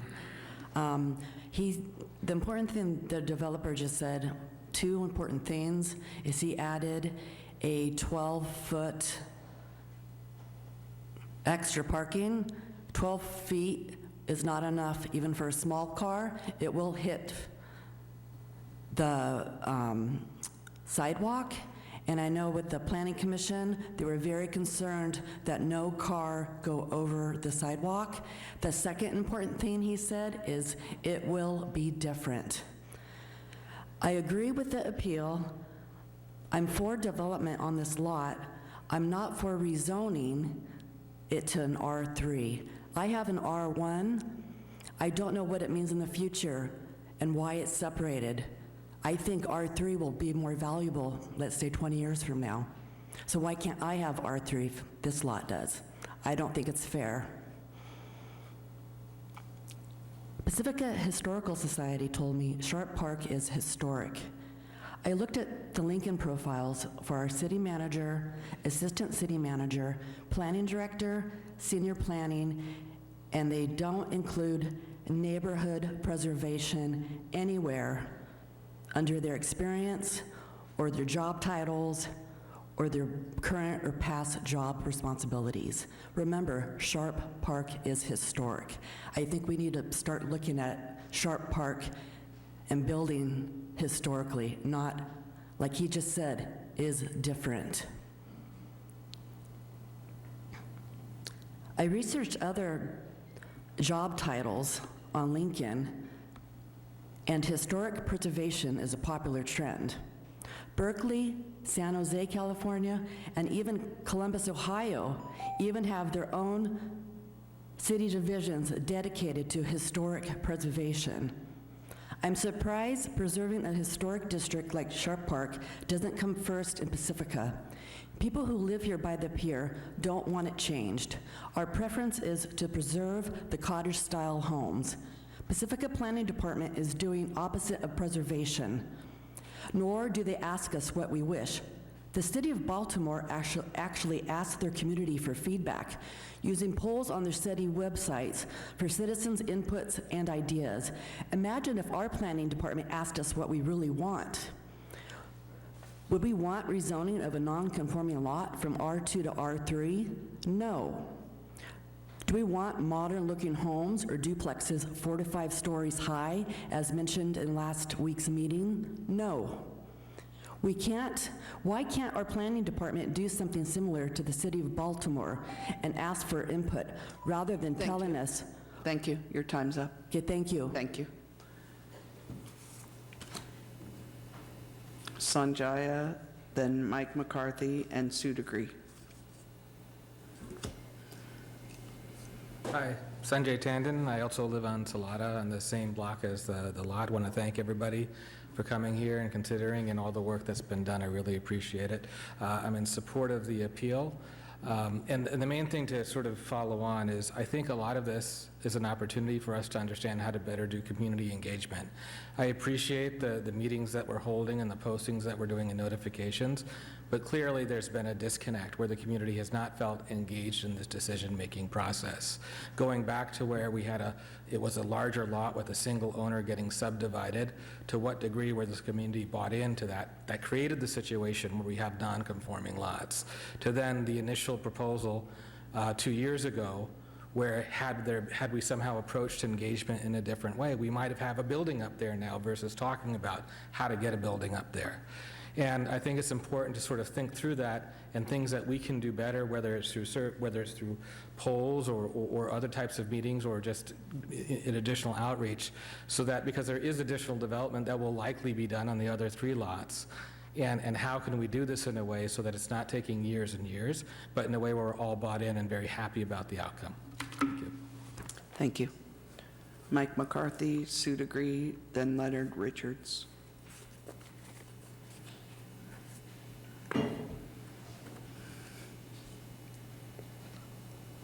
So, good evening. Thank you guys for having us out here tonight. So I also support the appeal, and I am certainly concerned about the on-street parking and the off-street parking to make sure that we have ample parking as required with the zoning laws that we have, whether it be for R2 or R3. Regardless of the way this is going to be developed, there are several exemptions that are already called out under R3. So in my thinking, it would make sense to keep within the R2 zoning and still have exemptions. It doesn't make sense to me as why we would need to rezone. In addition to that, I think Cindy's presentation was very clear as to give some good examples of other properties that are developed in the neighborhood that comply with the zoning. So I think, a couple things I did want to mention is to kind of also think about this as we're talking about what is the long-term Sharp Park plan. We're talking about trying to preserve our neighborhood. One of the things I would urge the City Council to think about is to have an architectural review board. We have a great planning group that looks at these things, but we're not really looking at the architectural aspect of things. Some of these new projects that are going up over here on Montecito are a vertical wall that have gone up. The other ones over here, just on the other side of the pier, is also another vertical wall, and it's already rusting. So these are things that should be looked at and thought about for our long-term plan of the city. Finally, also about communication. I actually received the notification 2.5 hours before I could submit a public response to you. That's not fair. It was sent out on a Thursday, and you're going to have a discussion on a Tuesday, and the mail doesn't show up to me until Tuesday at 2:30, when the actual letter needs to be submitted by 5 p.m. In addition to that, back in 1981, the city tried to consolidate all those lots together. 2 of those lots were to be consolidated into 1. You have over 5 decades nearly over 5 decades that we've been going forward here without any review of what you did. You sent out a letter and nobody. Thank you. Your time's up. Sue Degree, followed by Leonard Richards, and then Terry Walsh. Good evening. I really appreciate the hard work done by everybody, staff and council so far, and public. This is a different area, and our general plan talks about taking care and honoring the neighborhoods, all of our neighborhoods, but in this particular one, we also have a local coastal plan that talks about the historical designation. So I'm a little leery that maybe that has not been presented as strongly as we would like. Council with the public in 2010 did designate the area the historical district, and so talking about logic, if we, whatever we do in these areas, if we turn around and as we're going forward with our specific plan in our historical designated area, is it going to actually match? Is it going to look like what the historical aspect is? So taking this opportunity to really ask this discretionary body to really make sure that we honor the public's voice in the past as well as now, as to not let go of that unique historical aspect of this area in particular. Thanks. Thank you. Leonard Richards and Terry Walsh.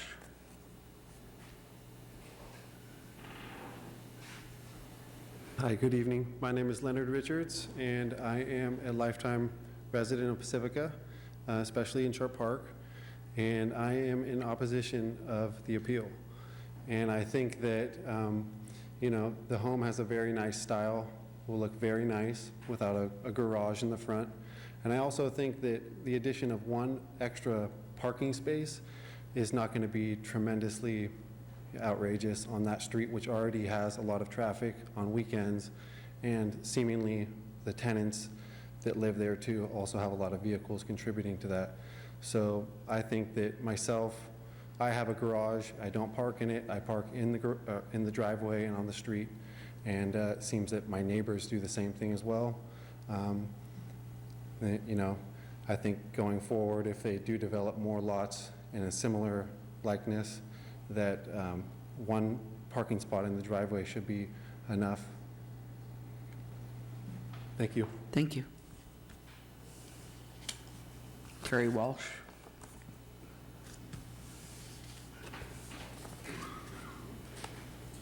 I'm a resident of Pacifica, Shire Park for 20 years plus now, and I've had a chance to review the drawings, and I actually kind of find the building quite appealing, because you're not looking in, like everybody else's driveway, a garage full of whatever, not cars.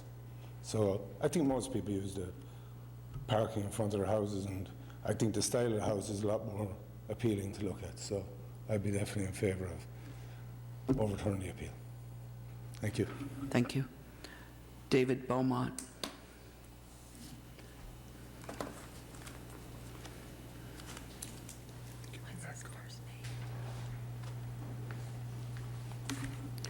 Good evening, council members.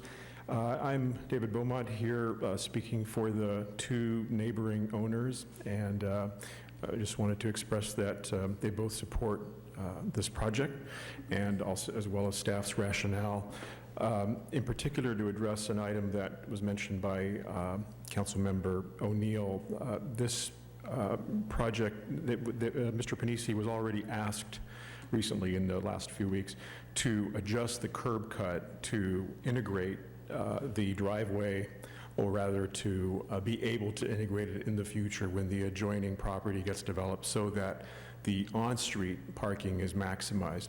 And he cooperated, and he's been very, very nice to deal with, and we're very grateful to him for that. We're going to try to make a project that is that fits in as well as is possible with the neighborhood. So thank you. Thank you. Okay, I have no additional cards. If anyone else wants to speak. Okay, seeing none, would the applicant and the appellant wish to rebut anything that was said here? So you each have 3 minutes.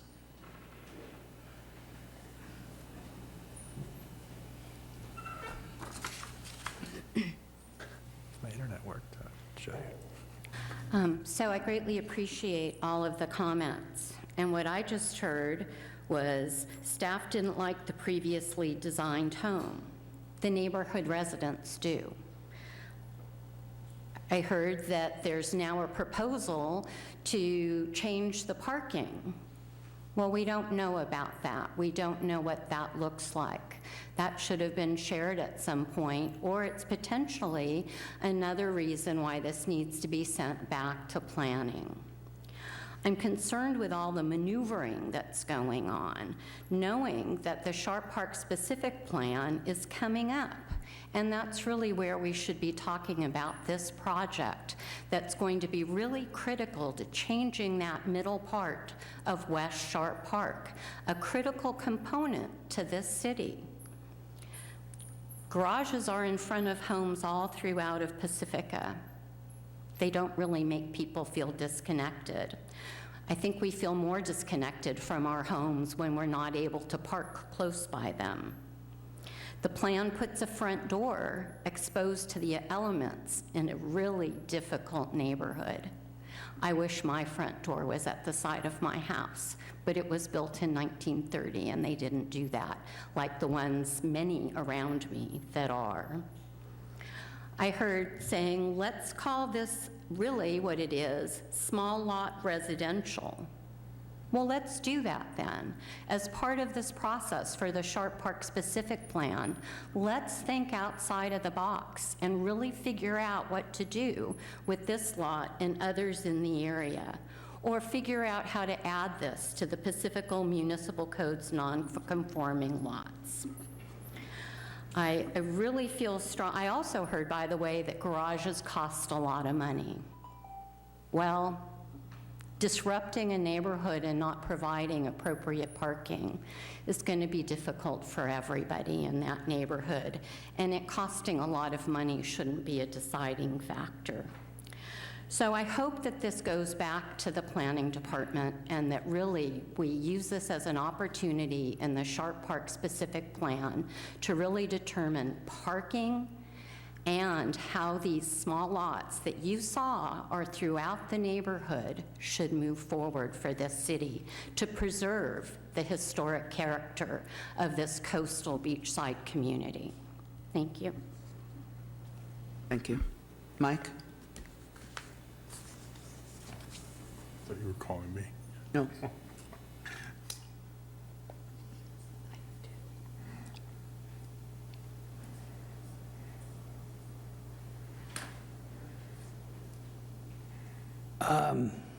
So as far as the parking proposal goes, that was just an idea that I talked to Christian about, that me being so busy, I should have gotten it to him maybe a week ago. But it's something that I'm more than willing to do, and I know it can work. It's not, like you say, it was just a proposal. I have a picture of what could be done there. You know, putting this into the new general plan is not feasible for me. I've already got 2 years into it. And what we have done, though, is, well, we don't know what the new general plan is, but what I've done with Christian is came up with a design that he felt was going to potentially be what the new general plan would be proposing. And as far as the front door, this house has a covered porch. So you'll actually be able to stand outside when it's raining, and I mean, I don't know what kind of elements the covered porch wouldn't cover. And at the garage, I don't have a problem spending the money on a garage. It's just, the idea behind that was it's better used using the money in other areas of the house and not taking up the floor area or the lot coverage with the structure that's, you know, could be eliminated. And then I don't know what this historic word keeps coming up. I don't know. Is there a format for what historic Sharp Park should look like? I don't know. So, anyways, I'm done. Thank you. Questions? Oh, can I pass this out or no? If If you have something that you would like to add to the record, you are certainly welcome to pass it out. It's just the concept of the parking. Would that be helpful? Yes. Yes. Okay.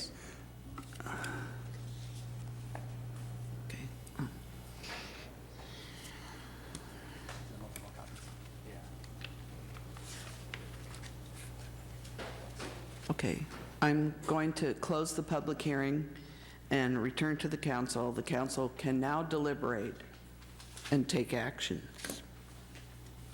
A few copies, but I don't know if there's enough for all of you. Who wants to speak first? Or you want to wait for the pictures? No, I'll speak a little first. I think my first, general thought was if you have a 3-bedroom home and you're not allowing for enough parking, that would be a problem for the neighborhood. And I would hate to see that happen. It seems like we're making a lot of parking exceptions, and then hearing that there's information about a different plan and just seeing it here for a minute is definitely not going to be enough for me to make any kind of decision, so I would definitely advise sending it back to planning and having them review this and going from there.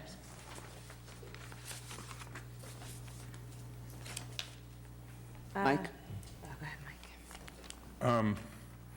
I fully support the project, however, I do have the concerns about the parking.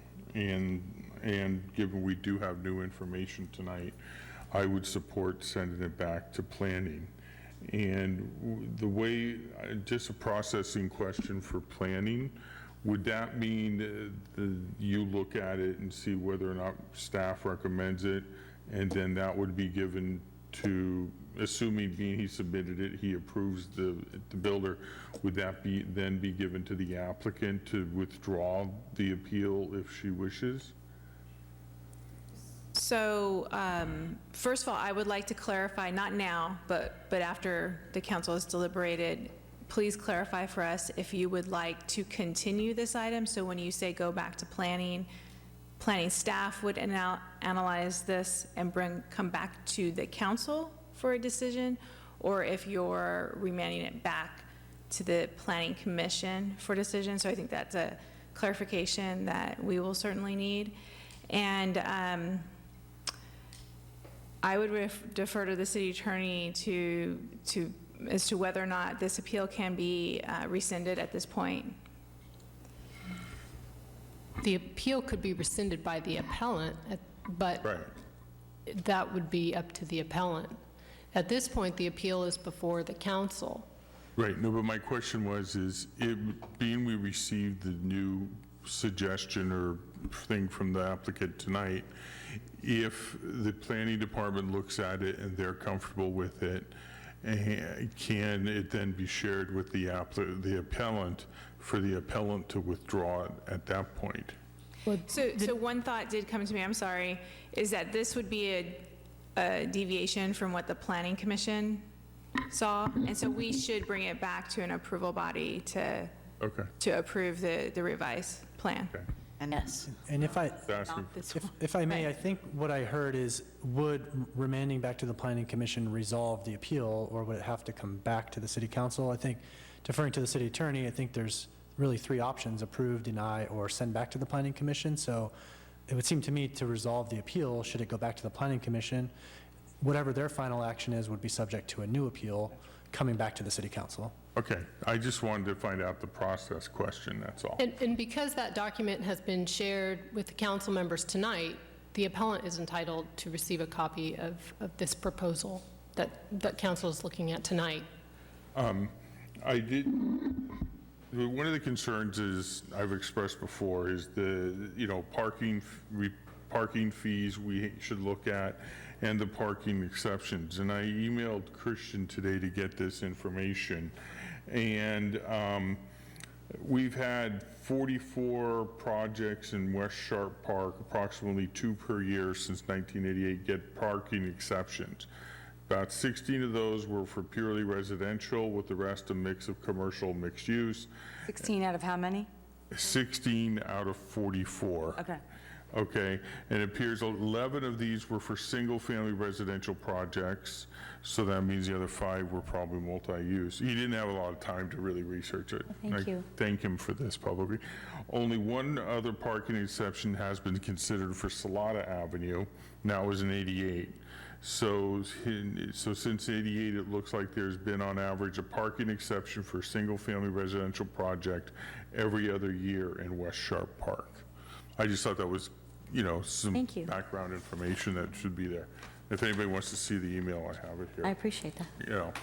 But my concern isn't so much, my concern is the parking, but it's also the fact that we are embarking on a specific plan, and that we do want to see some sort of commercial. This street is a street that will be getting parking from the commercial we hope to see on Palmetto.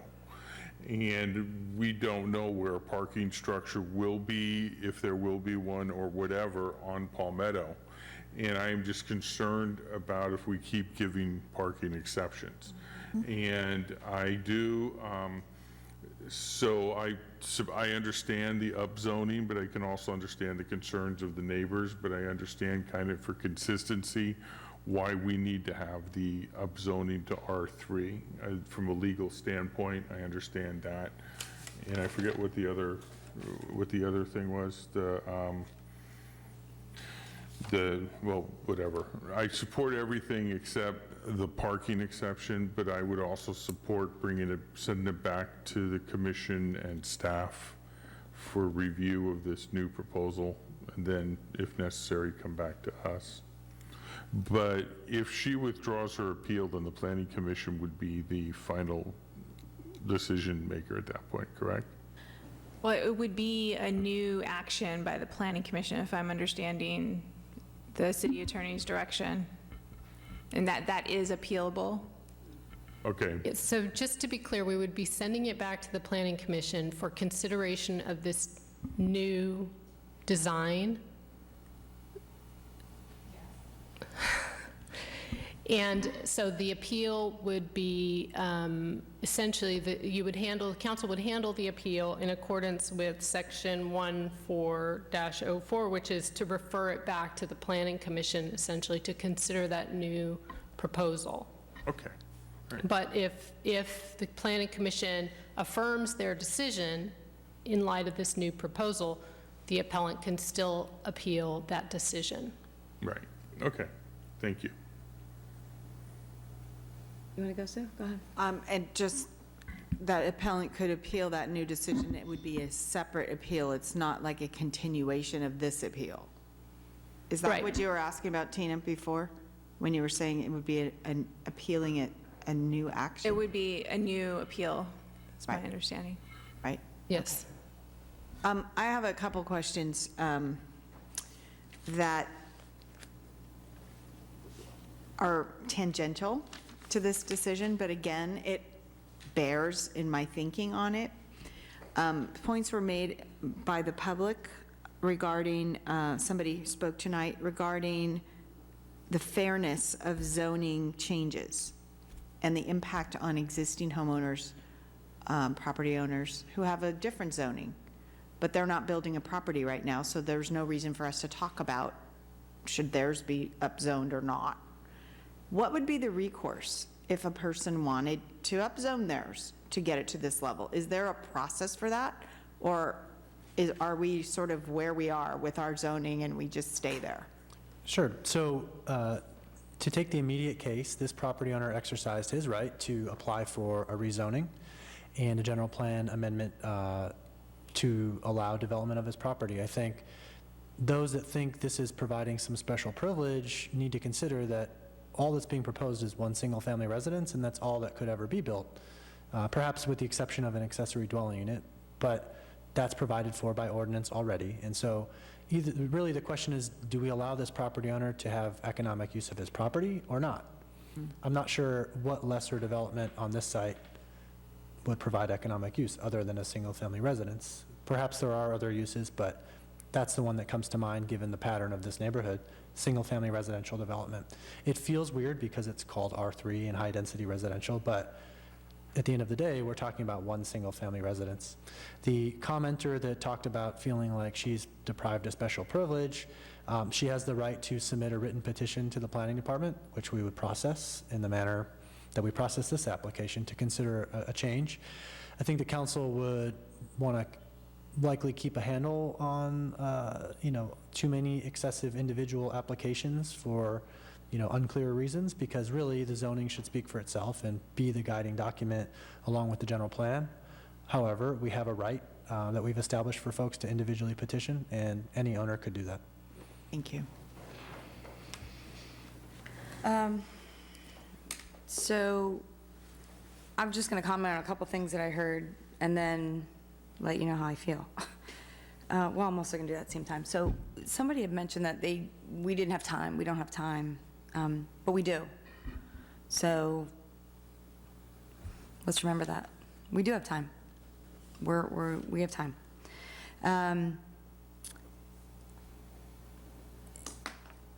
Michael, you also asked, is there a format for what historic Sharp Park should look like? It's a great question. Yeah. You can find the answer to that in some of the pictures in the agenda.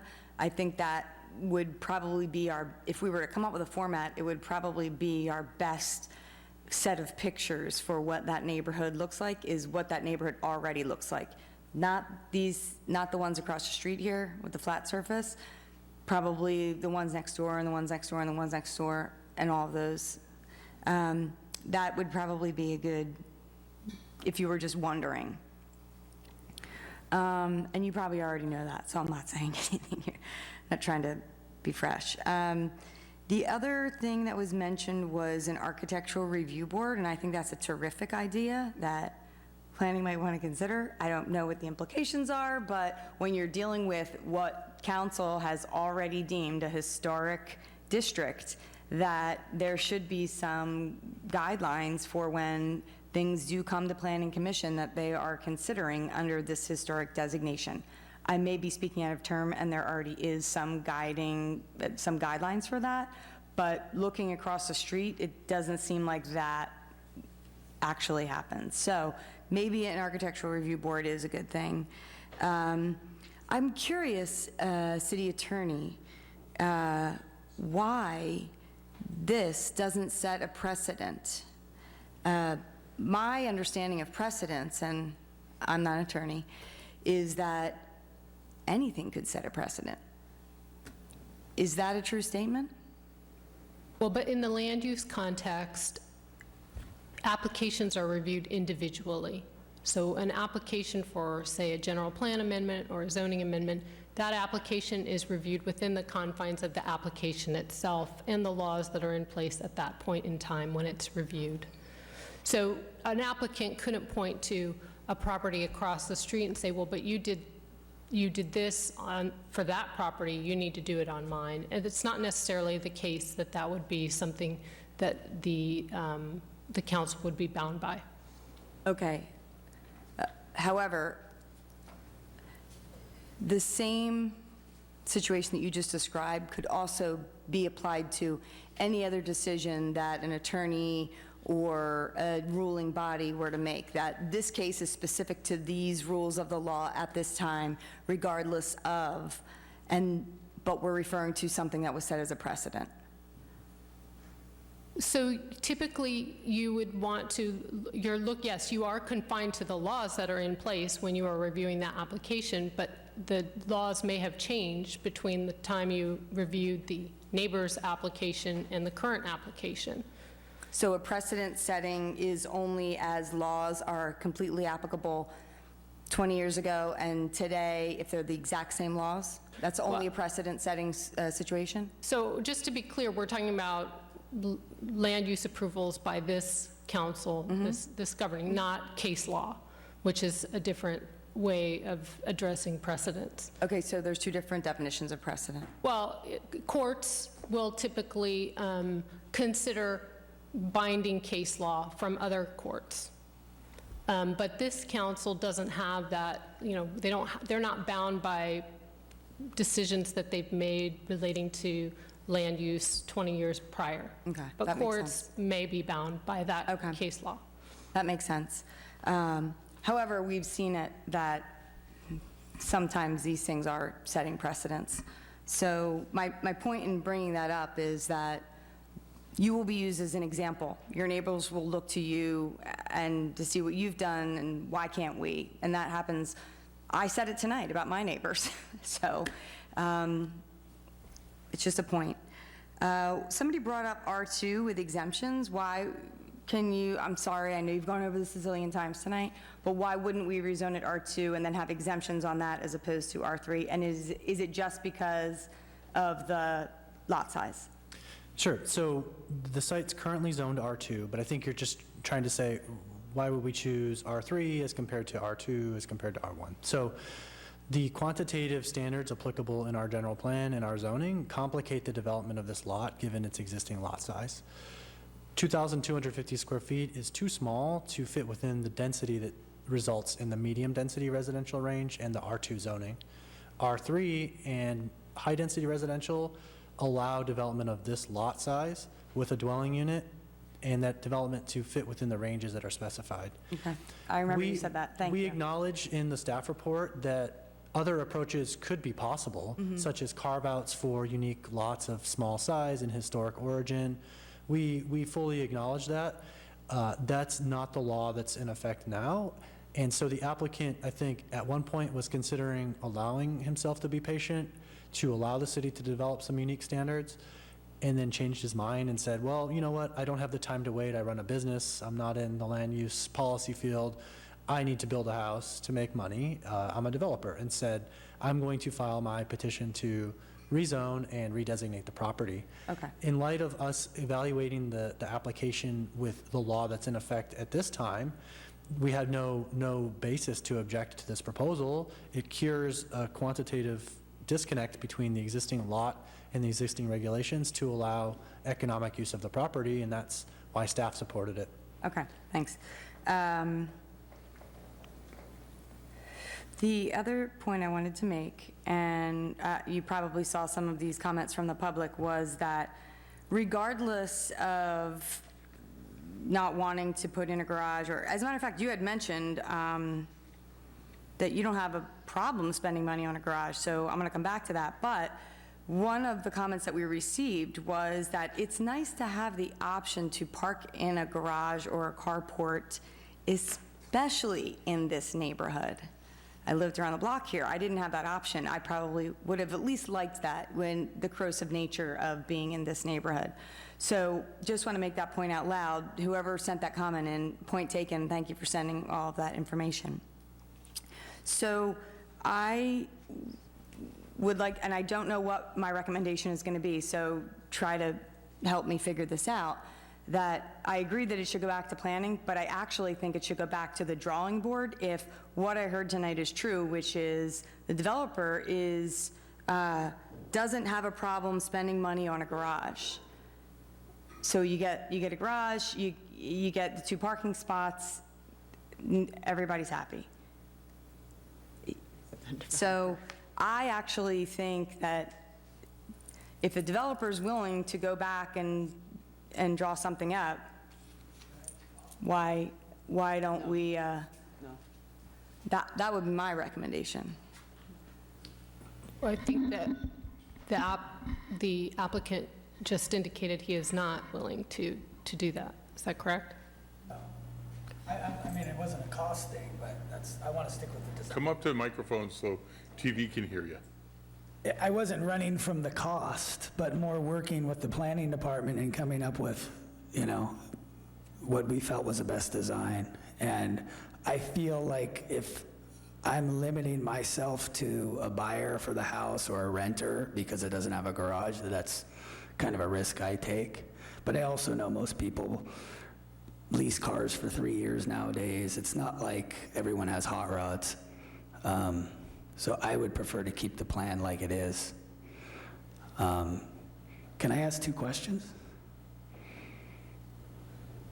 Council is currently in deliberations and the public portion of the meeting is closed.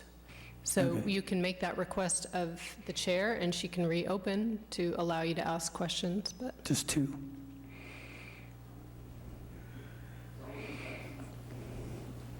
problem with that. It's okay with me. Well, would we also allow the appellant some extra time too? I would suggest that Sure. we do. Okay, you, Use his full 3 minutes just as a note. He's still at a minute remaining of his 3-minute rebuttal. okay. So we'll allow you to speak, but we'll also allow the appellant to come back up and speak also if she wishes. Elizabeth, does the appellant have time left too? The appellant used her full 3 minutes. Okay, so what you just said, Sue. It's within the chair's discretion to give a few more minutes to Each person. each person if that's. I think that's only something- fair. Yep. Okay. I just had a couple quick questions. One, and mainly to Christian or to you. Why couldn't the parking, the extra space, if you were to vote tonight, be added as a condition of approval?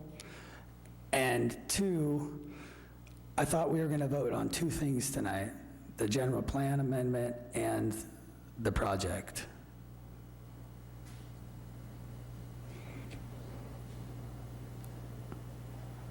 I thought there's two votes. I thought there was are they tied together? That's my question. Okay, thank you. They're tied together. I just didn't read that far. A general plan amendment is also in there. Okay. Yeah, and then the other one was, could the parking be added as an exception or a condition of Conditional. approval if you were to vote tonight? I mean, it's a parking space. I wasn't trying to blow the whole thing up. I got almost 3 years into this. I kind of want to vote. That's it. Okay, and Cindy?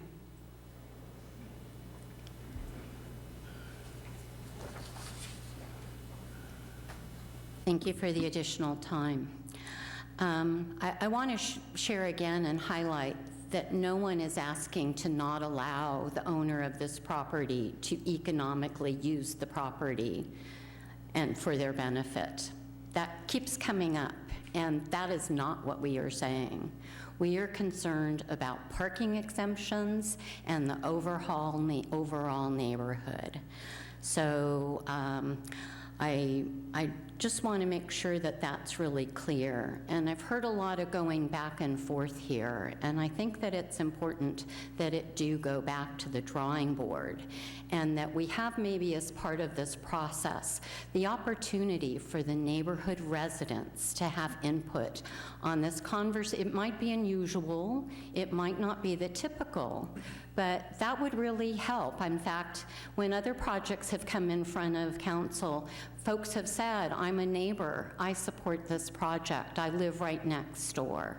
So all of these conversations have been going on between the planning department trying to gyrate this property into happening. And it's without folks who are actually going to be impacted the most. I'd really like to see that considered with it going back for a full review by the Planning Commission. Thank you. Thank you. Sue or Mike? Or would you like to answer the I questions think first? we need to hear an answer Okay. regarding, the developer's question.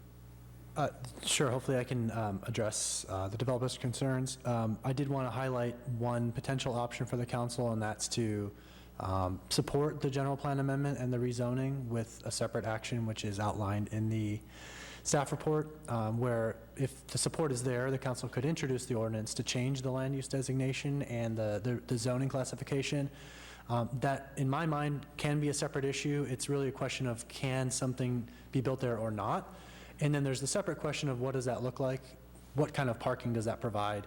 That's an issue perhaps that the city council could refer back to the planning commission for further study, perhaps of the alternative design that the applicant submitted tonight. So there is a potential not to take it all in one motion and send it back, but also to advance part of the project while allowing the finer details to be refined back at the planning commission. As far as a condition of approval to modify this, I think it's possible to do that. Given the constrained nature of this site and the neighborhood, and considering what future development might look like, I think I would rather have the opportunity to look carefully at the revised proposal, the curb cut width, its placement within the property lines, and so forth. I think it is a relatively minor change, but it's one that could have a ripple effect, and I'd rather be more thoughtful about it than to be dismissive and quickly work through it with a condition tonight. I have a question. I'm not proposing this, it's just, again, my thinking about all of the issues surrounding this.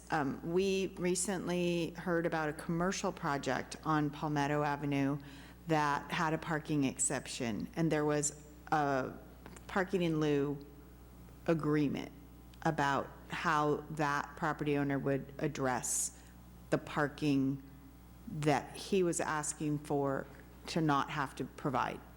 Am I right? Am I right? So far, just nod if I am. Correct, yes. Okay. So does that exist for residential projects? I'd say in theory it could. The issue is that the parking district concept, I think, implicitly at least relates to commercial areas. Right, it does, I But know. I don't know that it explicitly does. Okay. Perhaps there's the potential to evaluate off-street parking for residential uses in a common lot, for example, in the same way that we could for a commercial development. It's just not something we've done before. I think we'd want to think a little more about that. The mechanism, however, that resulted in that other project paying a fee was a development agreement. And Yes. so the applicant would have to mutually agree with the city to enter into such a development agreement for payment of a fee to allow for that off-site provision of parking. And that's not a negotiation that we've had to this point. Thank you for that clarification. In addition, it's also not specifically germane to this specific, but it's also about the general topic. I want to clarify that there are no residential parking permit arrangements in any neighborhoods in Pacifica. Is that correct? To the best of my knowledge, that's correct. Okay. And then the last thing that I have a question about is former Councilmember Degree's reference to the council vote in 2010 to designate this as a historic district.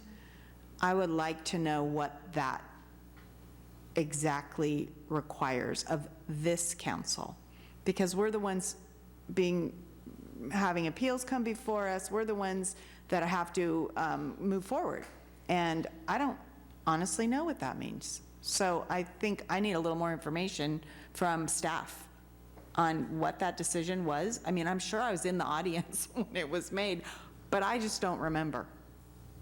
And so I need to know, is it just a nice descriptive term? Does it have any teeth? What does it mean? Then, this is kind of almost so specific to Deirdre, but the design guidelines, what you were talking about are design guidelines that are usually covered by a specific plan. A group called Westpac came up with design guidelines, must be 10, 12 years ago, I believe. And my question would be, is design guidelines, can they be both commercial and residential projects? Yes, they can both have design guidelines. Okay.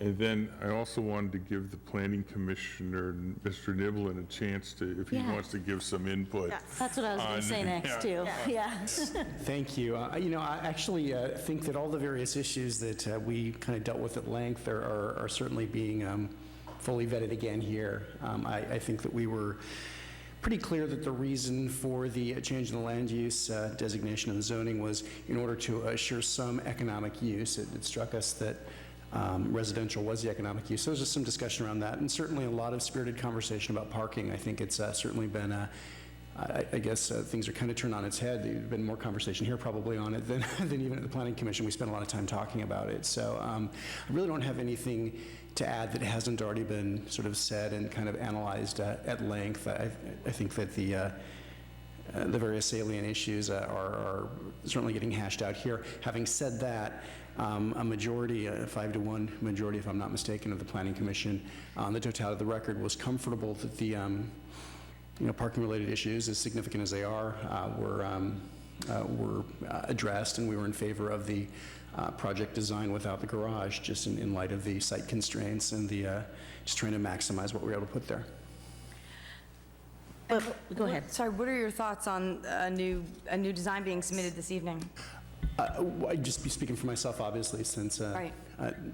I think the notion of an additional parking space with an opportunity to sort of vet it out a little bit is interesting. And I would definitely want to know, frankly, what staff thought of it once we got down to the particulars of it. But I have to say, just myself sitting here doing some, sort of trying to reflect back, it would have been, frankly, nice to have this as an option at the time that we were considering the matter. I think it would have maybe saved some gnashing of teeth.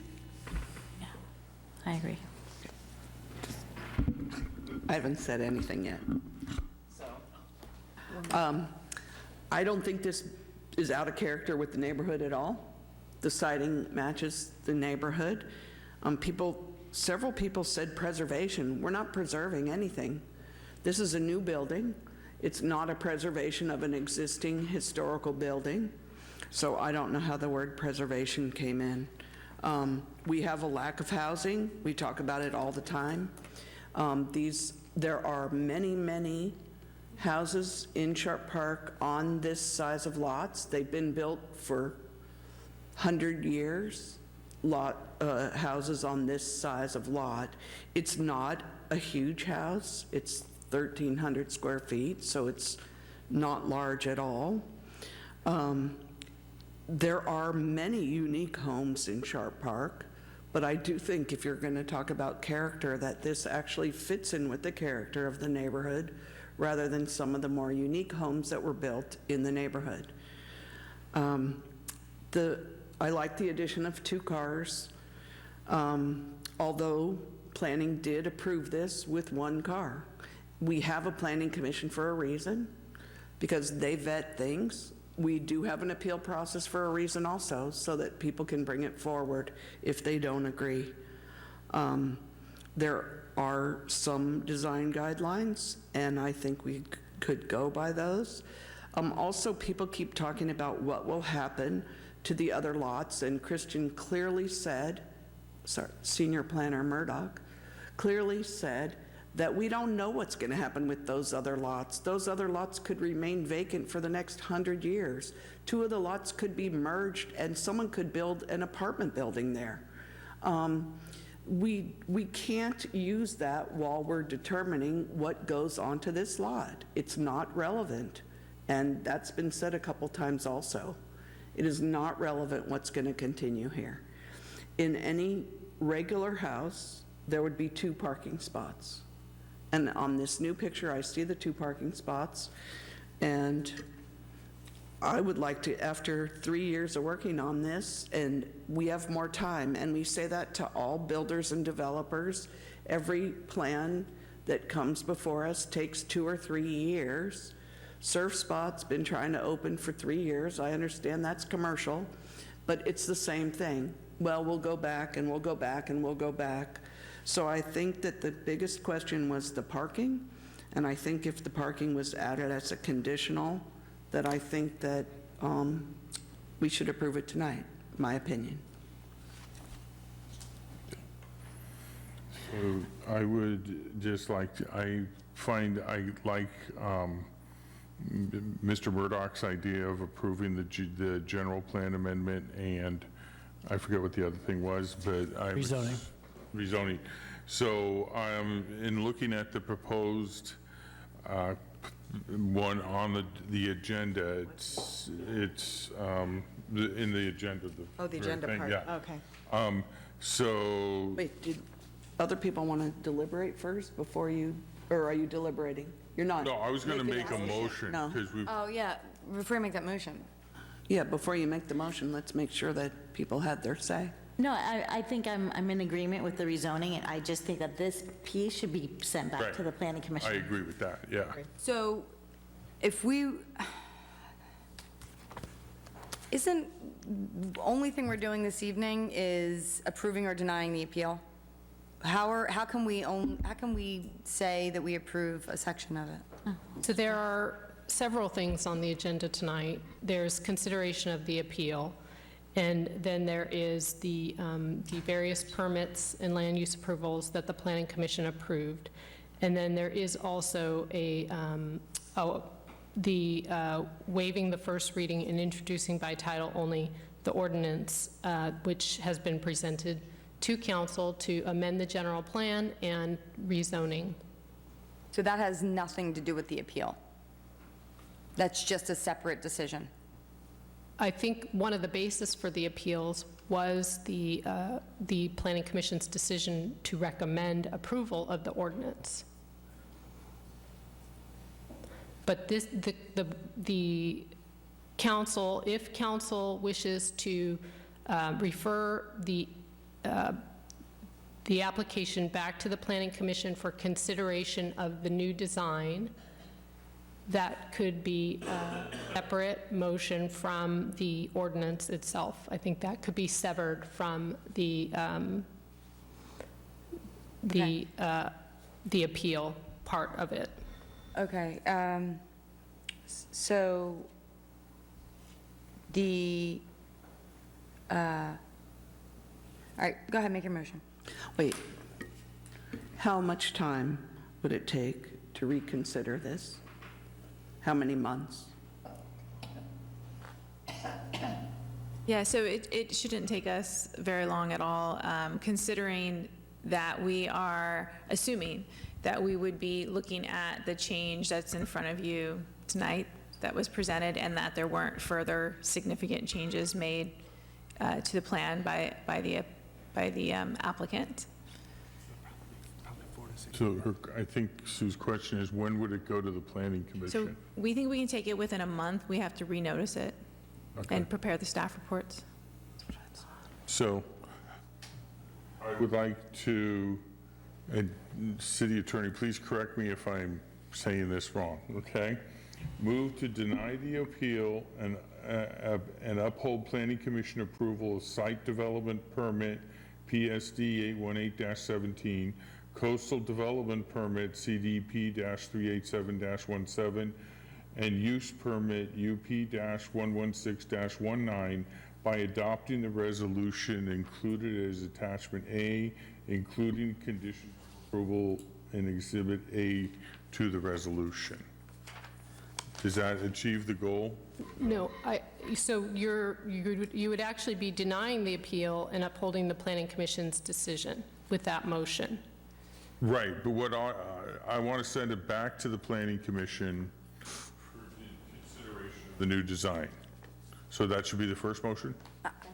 Well, perhaps for simplicity, through the mayor, we could consider the motion for the second bullet point on packet page 144. If there's council support for that, we'll know, and if there's not, then we'll have a clearer path forward on all of the items. If there is council support for bullet item number 2 on packet page 144, then we can focus on disposition of the development permits and how to get them back to the Planning Commission. Yes. Can I make I have a question. You mentioned, Christian, and has been then, since you mentioned it, discussed by the appellant and others. I think you were kind of descriptively providing a possible other zoning. And I think you referred to it as small lot residential. I don't think you had a big plan to bring that forward. I think you just making a suggestion or giving an example. I have to say that in reviewing this document and this, I'm sorry, Mike, I know you want to make a motion.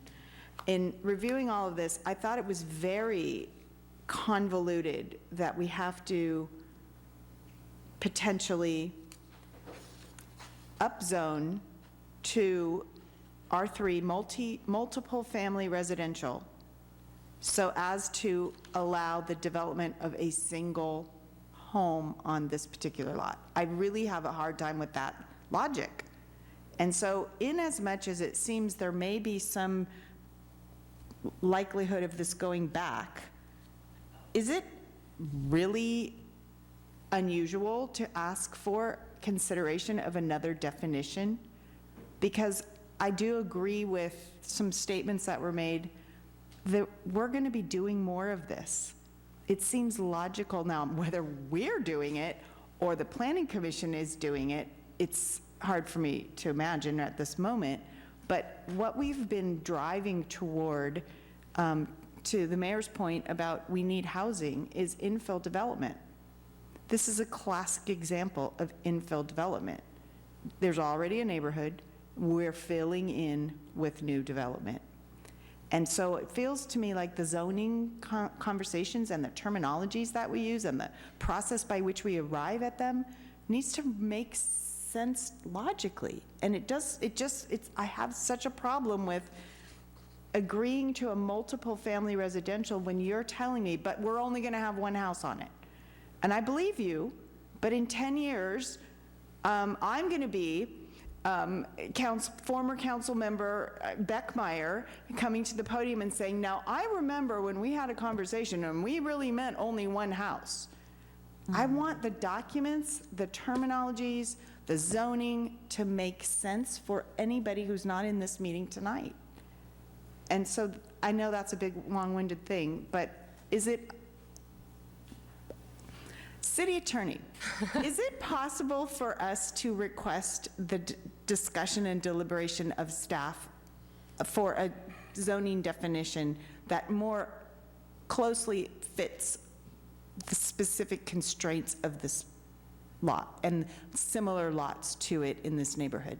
Are you speaking generally or specific to this project? Well, because I think both. Generally, we're going through the general plan updates and zoning amendment updates, so that would be the perfect opportunity for a discussion on that issue. Right. But for this project, I think we're constrained with the zoning designations that are in place at this point in time. And that's why I understand why you asked us to do this, even though, as I just said in a long-winded way, it seems so counterintuitive. Yes. So is there another thought here? Just sorry. Is there a way of, should we, in the process of our general plan update, come up with a new zoning? Can there be an attachment to this? Can we make an approval that we would upzone to R3 because that's the best available option right now? We don't have another option presently, but if we came up with a better one, it could be applied to this property, or no? We have to make a decision right now with the constraints in front of us, and that's the way it goes. Well, there's nothing binding the city council to enact this general plan amendment and this rezoning. I agree with you that under the regulations we have today, this is the only clear path forward for development of this property. To craft customized regulations, if you will, or regulations that reflect the existing historic development pattern, such as these very small lots that were subdivided in the early 1900s, it would take a significant amount of time, in my opinion, months, if not a year or more, to work through all of the different scenarios that could apply to such development, vet it through a public process, get it through hearings at the Planning Commission, do environmental review, and ultimately get it to the City Council. That would have a significant impact on this project, and perhaps others that, adjacent owners or others are contemplating. You should recognize that we have included in the list of general plan update items that the council and the Planning Commission recently considered a policy to support development of policies related to historic subdivision lots and development on them. Yeah. It's just for this reason and other instances like this that we put that in there. So we are mindful of it. We do want to work on those policies and the ultimate zoning regulations so that we call it what it is rather than shoehorn it or square peg in a round hole, or the other ways that have described this. This is not our preferred approach. It's the approach that was requested, and it's defensible and supportable from staff's opinion, but it's not where we'd like to be if we could help it. Okay. Thank you. Well, and I don't think you have to apologize for that either, because I had the same concerns. I just wasn't sure how to say it. But I do think that the public did say that they were not against development on this property. And so in my understanding, the only way to be able to do that is to rezone. Right. Is that correct? Under the current regulations, that's correct in staff's assessment. Correct. And so that's why I'm okay with rezoning. I just think that the plan should go back to the Planning Commission for review. I agree with you. I agree with what you just said. Okay, getting back to the motion. So, So, go ahead. so I would recommend that the second bullet point be approached first if there was going to be a motion. So it would be a motion to waive the first reading and introduce by title only the ordinance entitled An Ordinance of the City Council of the City of Pacifica Approving General Plan Amendment GPA 97-19, and so on. Okay. Do you want me to read the rest there? Yes. To apply the high-density residential land use designation and rezoning RZ 202-19 to change its zoning classification to R3 multiple family residential on a vacant lot on Salada Avenue known as Lot 37 of Block 1 of the revised Salada Beach subdivision, APN 016-050-400, file number 2017-21, and finding the project exempt from the California Environmental Quality Act included as attachment B. And that's the motion. And a question, the Planning Commission still, if they wish, deny the project, and we could deny the project if for some reason we wish to, right? Sorry, could you repeat that? Okay, we do this upzoning and we make this motion. When it's referred back to the Planning Commission, if for some reason they wish to deny the project, it's appealed, and we wish to deny the project, that can still happen, correct? We're just approving the upzoning and the general plan amendment. I think it would depend on how you refer it back to the Planning Commission. If they're going to just be considering the project, the additional plan in light of their approvals already, or if there's other constraints that council sends the item back to the Planning Commission. Okay. So is there a second for my motion? So the question that you just asked is, if they deny it, we deny it, the rezoning still stands? Yes. Okay, just want to make sure that everybody understands that. Yes, so this would be a motion to do a first reading of this ordinance, which would change the general plan and the zoning. The ordinance would still need to come back for a second reading, but this would be the first, a motion to approve the first reading of this ordinance. Okay, so I need a second now. I'll second. Okay. Please vote.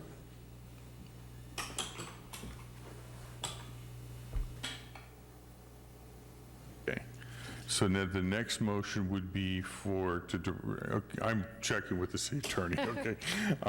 To remand this back to the Planning Commission to look at the new revised plan that was given to us tonight and make their decision or whatever, right? So I think it would depend on how council wants to frame the question to the Planning Commission. If the council wants to send it back to the Planning Commission to consider their approvals in light of this new plan, or if they want to direct the Planning Commission to consider the plan with this additional design element, that it would be within council's discretion on how it's worded. Could we make I think you just said the same thing. Difference, yeah, what's the difference? Could we make a recommendation for this to go back to planning, but also open it up to the public? What does that recommendation look like? Is that? It would be a public hearing. It would be a public hearing, no matter. Yeah, it would be open at the Planning Commission to a So we public would hearing. uphold the appeal. Is that what would happen this evening? You're remanding. So you have three options on the appeal, which is just the project, which is to deny the appeal, uphold the Planning Commission's decision, uphold the appeal, deny the Planning Commission's decision, or just remand it back to the Planning Commission for consideration of this revised design. As a public hearing? As a public hearing, yes. Okay. Yeah, because nobody saw these. Nobody. Right. Right, and we want to send it back there. I think that's almost unanimous. So, well, it's not. It's not, almost, okay. So that would be my recommendation, is that it gets remanded back to Planning Commission for another Monday night. Is that your motion? Yeah, I'd like to make a motion. Is that motion clear for the city attorney? Yeah, the code speaks to it in terms of a referral back, so we can say referral back. Sounds nicer. sound nicer, doesn't it? Okay. So I would like to make a motion that this gets referred back to planning for review and another public hearing Of the new plan. of the present- new plan that was submitted this evening. I'll second.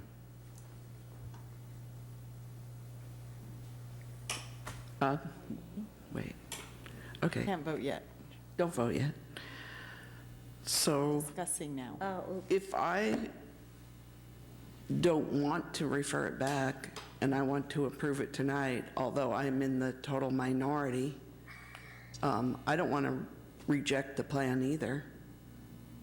So I vote no, because I don't want to refer it back. I wanted it to be approved tonight. So I'm going to vote no on that because I wanted it approved tonight. Okay? I just want to make that clear before we go forward. Gotcha. Okay? Just voting no Okay, on so, that motion. hang on. So I made the motion, and a yes vote is in support of that motion. Correct. Correct. And there was a second already. Now we can vote? Okay, and that is 4-1. And So we're done, right, with this item? This item. Still have another item, folks. we're done with this item. We have Thanks. one more. Thank you, Thank you all. Thank the public. Mayor Vadelos, may we have a brief? Oh, we're going to take a 5-minute break.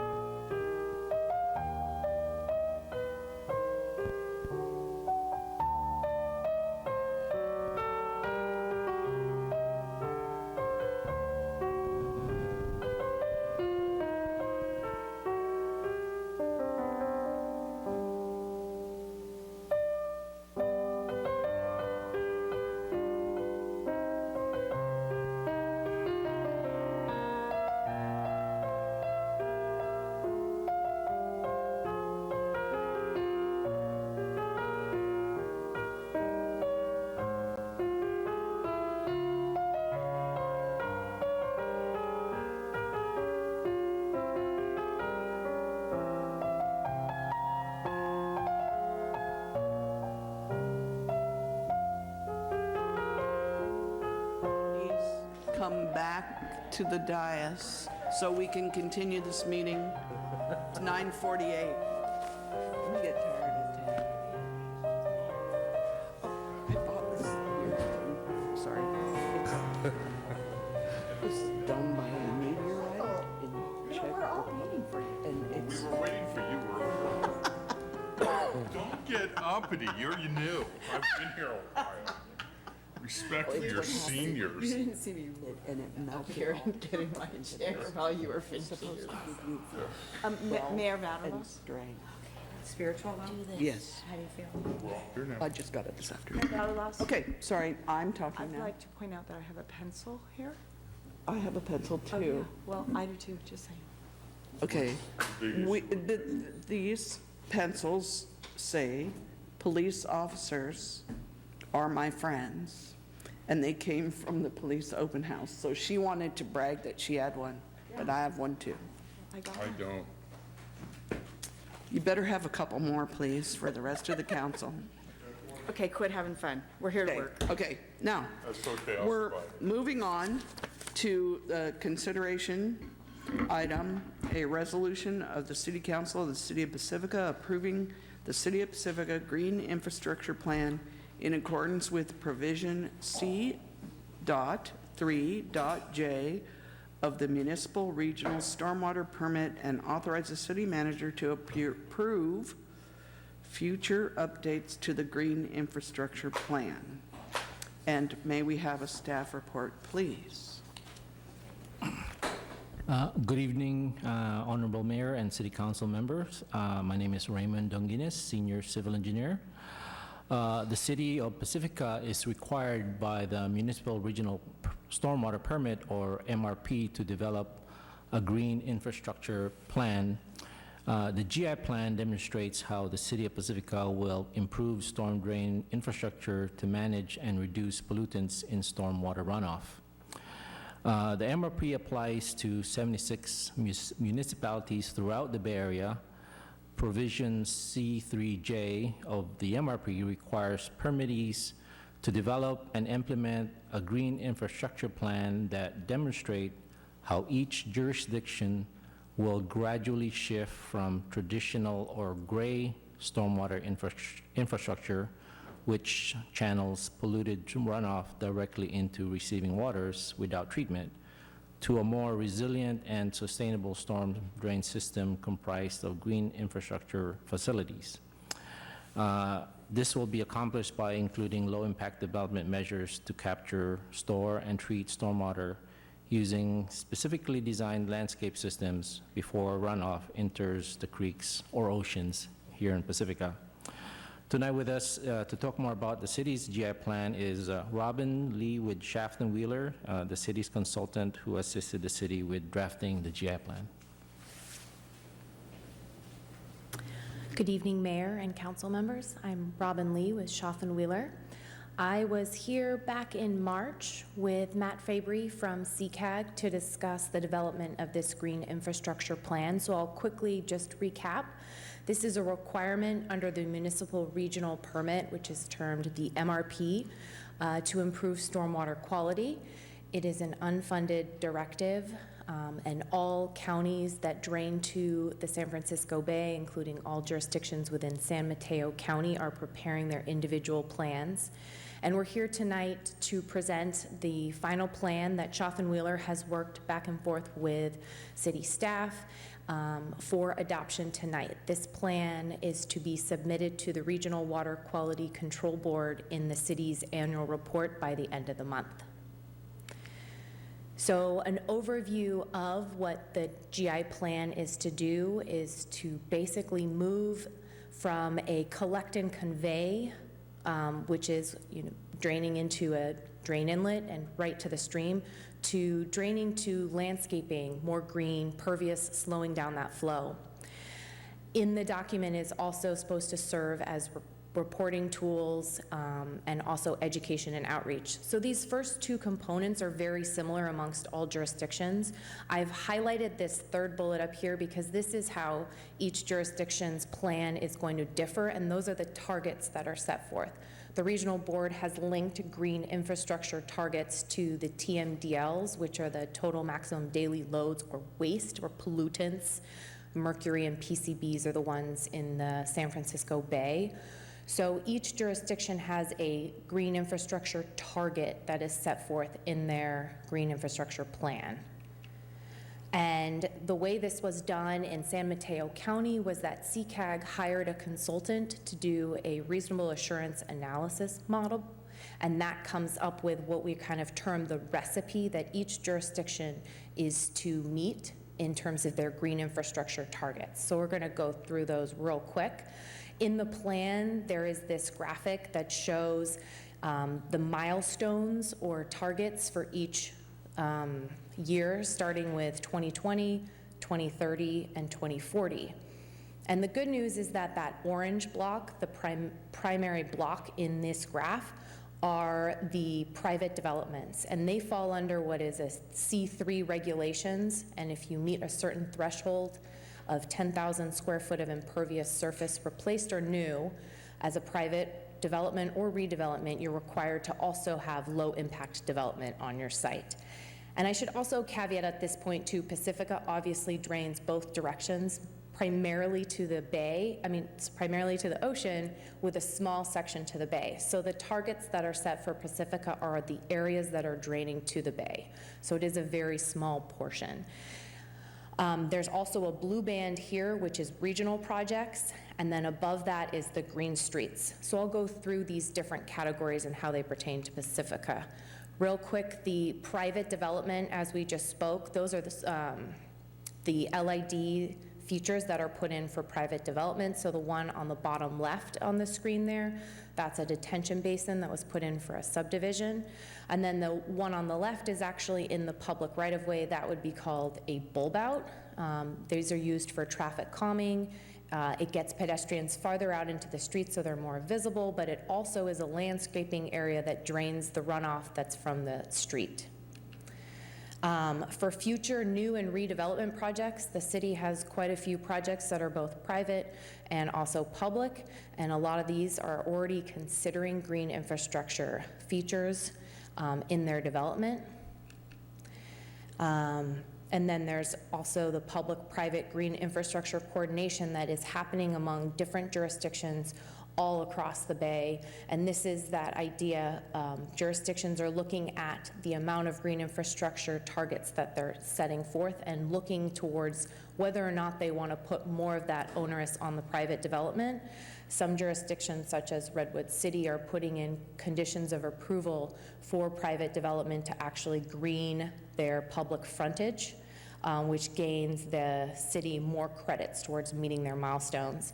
And some jurisdictions are even considering putting more C3 requirements above and beyond that 10,000 square foot threshold.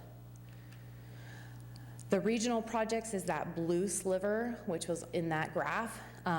While the city of Pacifica doesn't have its own regional project, the area that drains to the bay does drain in through South San Francisco to Colma Creek, which is having a regional green infrastructure project funded by Caltrans in Orange Memorial Park. So the city of Pacifica does get some credits toward meeting their milestones because the drainage is going to this regional project. And then what's left after you have sort of the projects that have already been completed, the projects that are in the pipeline for new development and redevelopment is met through green streets primarily, and also any public construction projects. There is also another regional effort ongoing right now being done by a CCAG consultant called the Sustainable Streets Master Plan, which is looking into providing the jurisdictions in San Mateo County a tracking tool, a mapping tool, and identification of future projects. So they're trying to prioritize specifically which streets meet the criteria that they're going to set forth for green streets. And this will also, I think, serve as a great tool for gaining grant funding. So there was the Stormwater Resources Plan, which had the Orange Memorial Park project in it, which then got funding from Caltrans. So this document will also serve as hopefully a useful tool to get more grant funding for these types of green projects. These are some potential regional funding support, but I think you'll probably see some of these measures and taxes are probably already allocated for other projects. This is something that all jurisdictions are kind of faced with, is how to fund these green infrastructure projects. It is a regional issue, and all jurisdictions are looking for different funding sources. There is the newly formed County Flood and Sea Level Rise Resiliency District, which is going to set forth some funding towards regional projects. And then there's also local measures and state and regional measures that could provide also additional funding. The current municipal permit that we're under right now is supposed to expire at the end of the year. It is very unlikely that a new one will be issued this year. It's more likely by the end of 2020, we will have what we'll call MRP 3.0. Right now we're MRP 2.0. And though there is likely to be some changes, one of the big ones is removing the special project status, which probably doesn't pertain as much to Pacifica because that's when your development is tied to a transit hub. But there is the potential to reduce that 10,000 square foot of development of new or replaced impervious to 5,000, which would bring in more private development projects doing low impact development. And there is discussions of moving away the green infrastructure targets from the TMDLs to some other metrics. So we did include in the front of the green infrastructure plan a disclaimer as Chapter 4 discusses the targets or the milestones, that those are subject to change as the regulations change. So I am here tonight to answer any questions you might have on the green infrastructure plan itself. Mike? I noticed you had the Cypress Walk retention pond there, but there's a retention pond also at Harmony 1.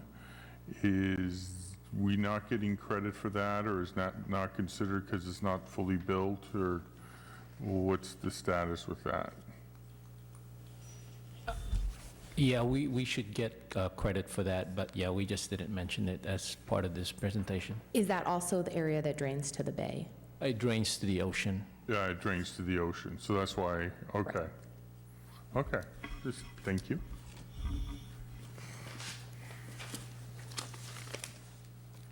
I have a question actually for staff with regard to the Gene Fassler parking lot that we were just discussing earlier. And I know we're on a fast track with that project, but is there already in place a plan where we're addressing green parking lot design around that? It seems to me that one is, well, it's on this side of the hill, so I guess it still drains to the ocean, not over, right? That's correct. And you know, in terms of green infrastructure, we did account for that. So we will have a permeable pavement, which is a green infrastructure component for the parking lot. Thank you. Yeah, and I should also state that, you know, the overall goal is to change citywide. So it's not entirely clear how regional board is going to track individual projects, but I do think that they would look favorable on any sort of project throughout the entire city. Oh, so it's a good idea to keep track of them just so that when they ask, we can submit them all. As Councilmember O'Neill brought up about Harmony 1, the Harmony 1 project that as presently is not built out, but all the infrastructure has been put in place to be ready for that. Right, and there is a section in the annual report each year that gets filled out with all the projects that are meeting sort of this LID C3 component. And I think on the same in the same vein, then the EQ Basin repaving of that parking lot. I think I remember a discussion about that. Oh, thank you, Louis. And then also the used to be grass area in the front where the trailers are. Would that area be considered an opportunity for this? Councilmember Beckmeyer, yes, you're correct. We do have swell built in our design at the EQ Basin parking lot, the community center parking lot. and that area is designed to capture the storm water, and it goes through sort of a biofilter process. Okay, and that's in the parking lot area. Then in the front, like where those construction trailers are now, that used to be grass, are we also having an opportunity? I think that's a you question, isn't it? Yeah. Well, I think that will be restored to grass once the trailers are removed. Okay. Okay, thank you.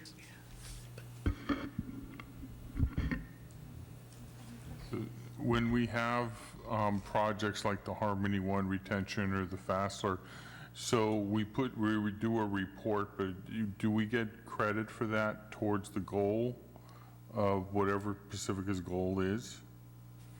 Even though it drains the bay but not the creek? So part of the Sustainable Streets Master Plan is to come up with a tracking tool for the jurisdictions in San Mateo County. So it's not exactly clear how we are going to track meeting those milestones to the Regional Water Quality Control Board at this time. But in the annual report, all the projects that go forth with a low impact or green infrastructure portion are reported on. They're not quantified, but it is reported that they were done and they had a low impact development component to them. So will you be able to tell staff what they need to keep track of? So if at some point we need that information to get credit for the goal?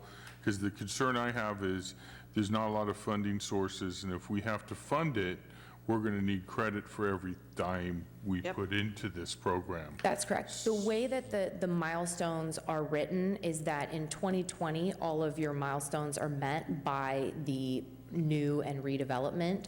So it's not until reporting in 2030 that there's the regional project and then the city projects on top of that. So my understanding is by that time, the tracking tool that's being developed by another consultant for the Sustainable Streets Master Plan will be in place, and you'll have a headway to know how far, if you have a delta in meeting those milestones.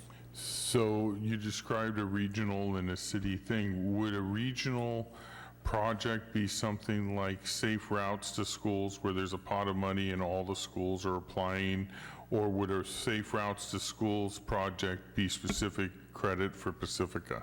A safe routes to school would be specific to Pacifica. A regional project is when you have a project that receives drainage from multiple jurisdictions. So the example is the one on Colma Creek, because Colma Creek receives Colma, Pacifica, Daly City, and South San Francisco drainage. Okay, thank you.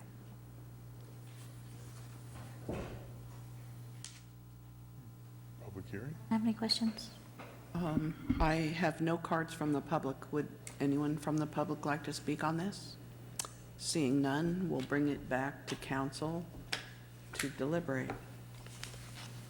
Sounds like motion. Go ahead.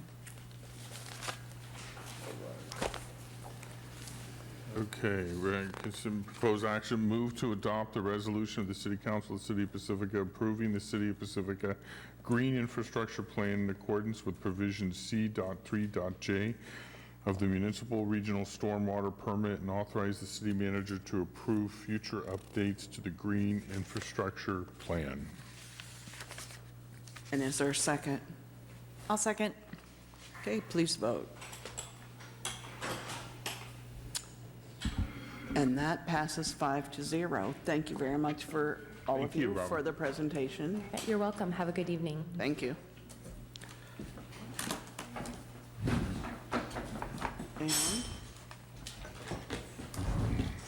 Okay, and that brings us to the end of the meeting. We're adjourned.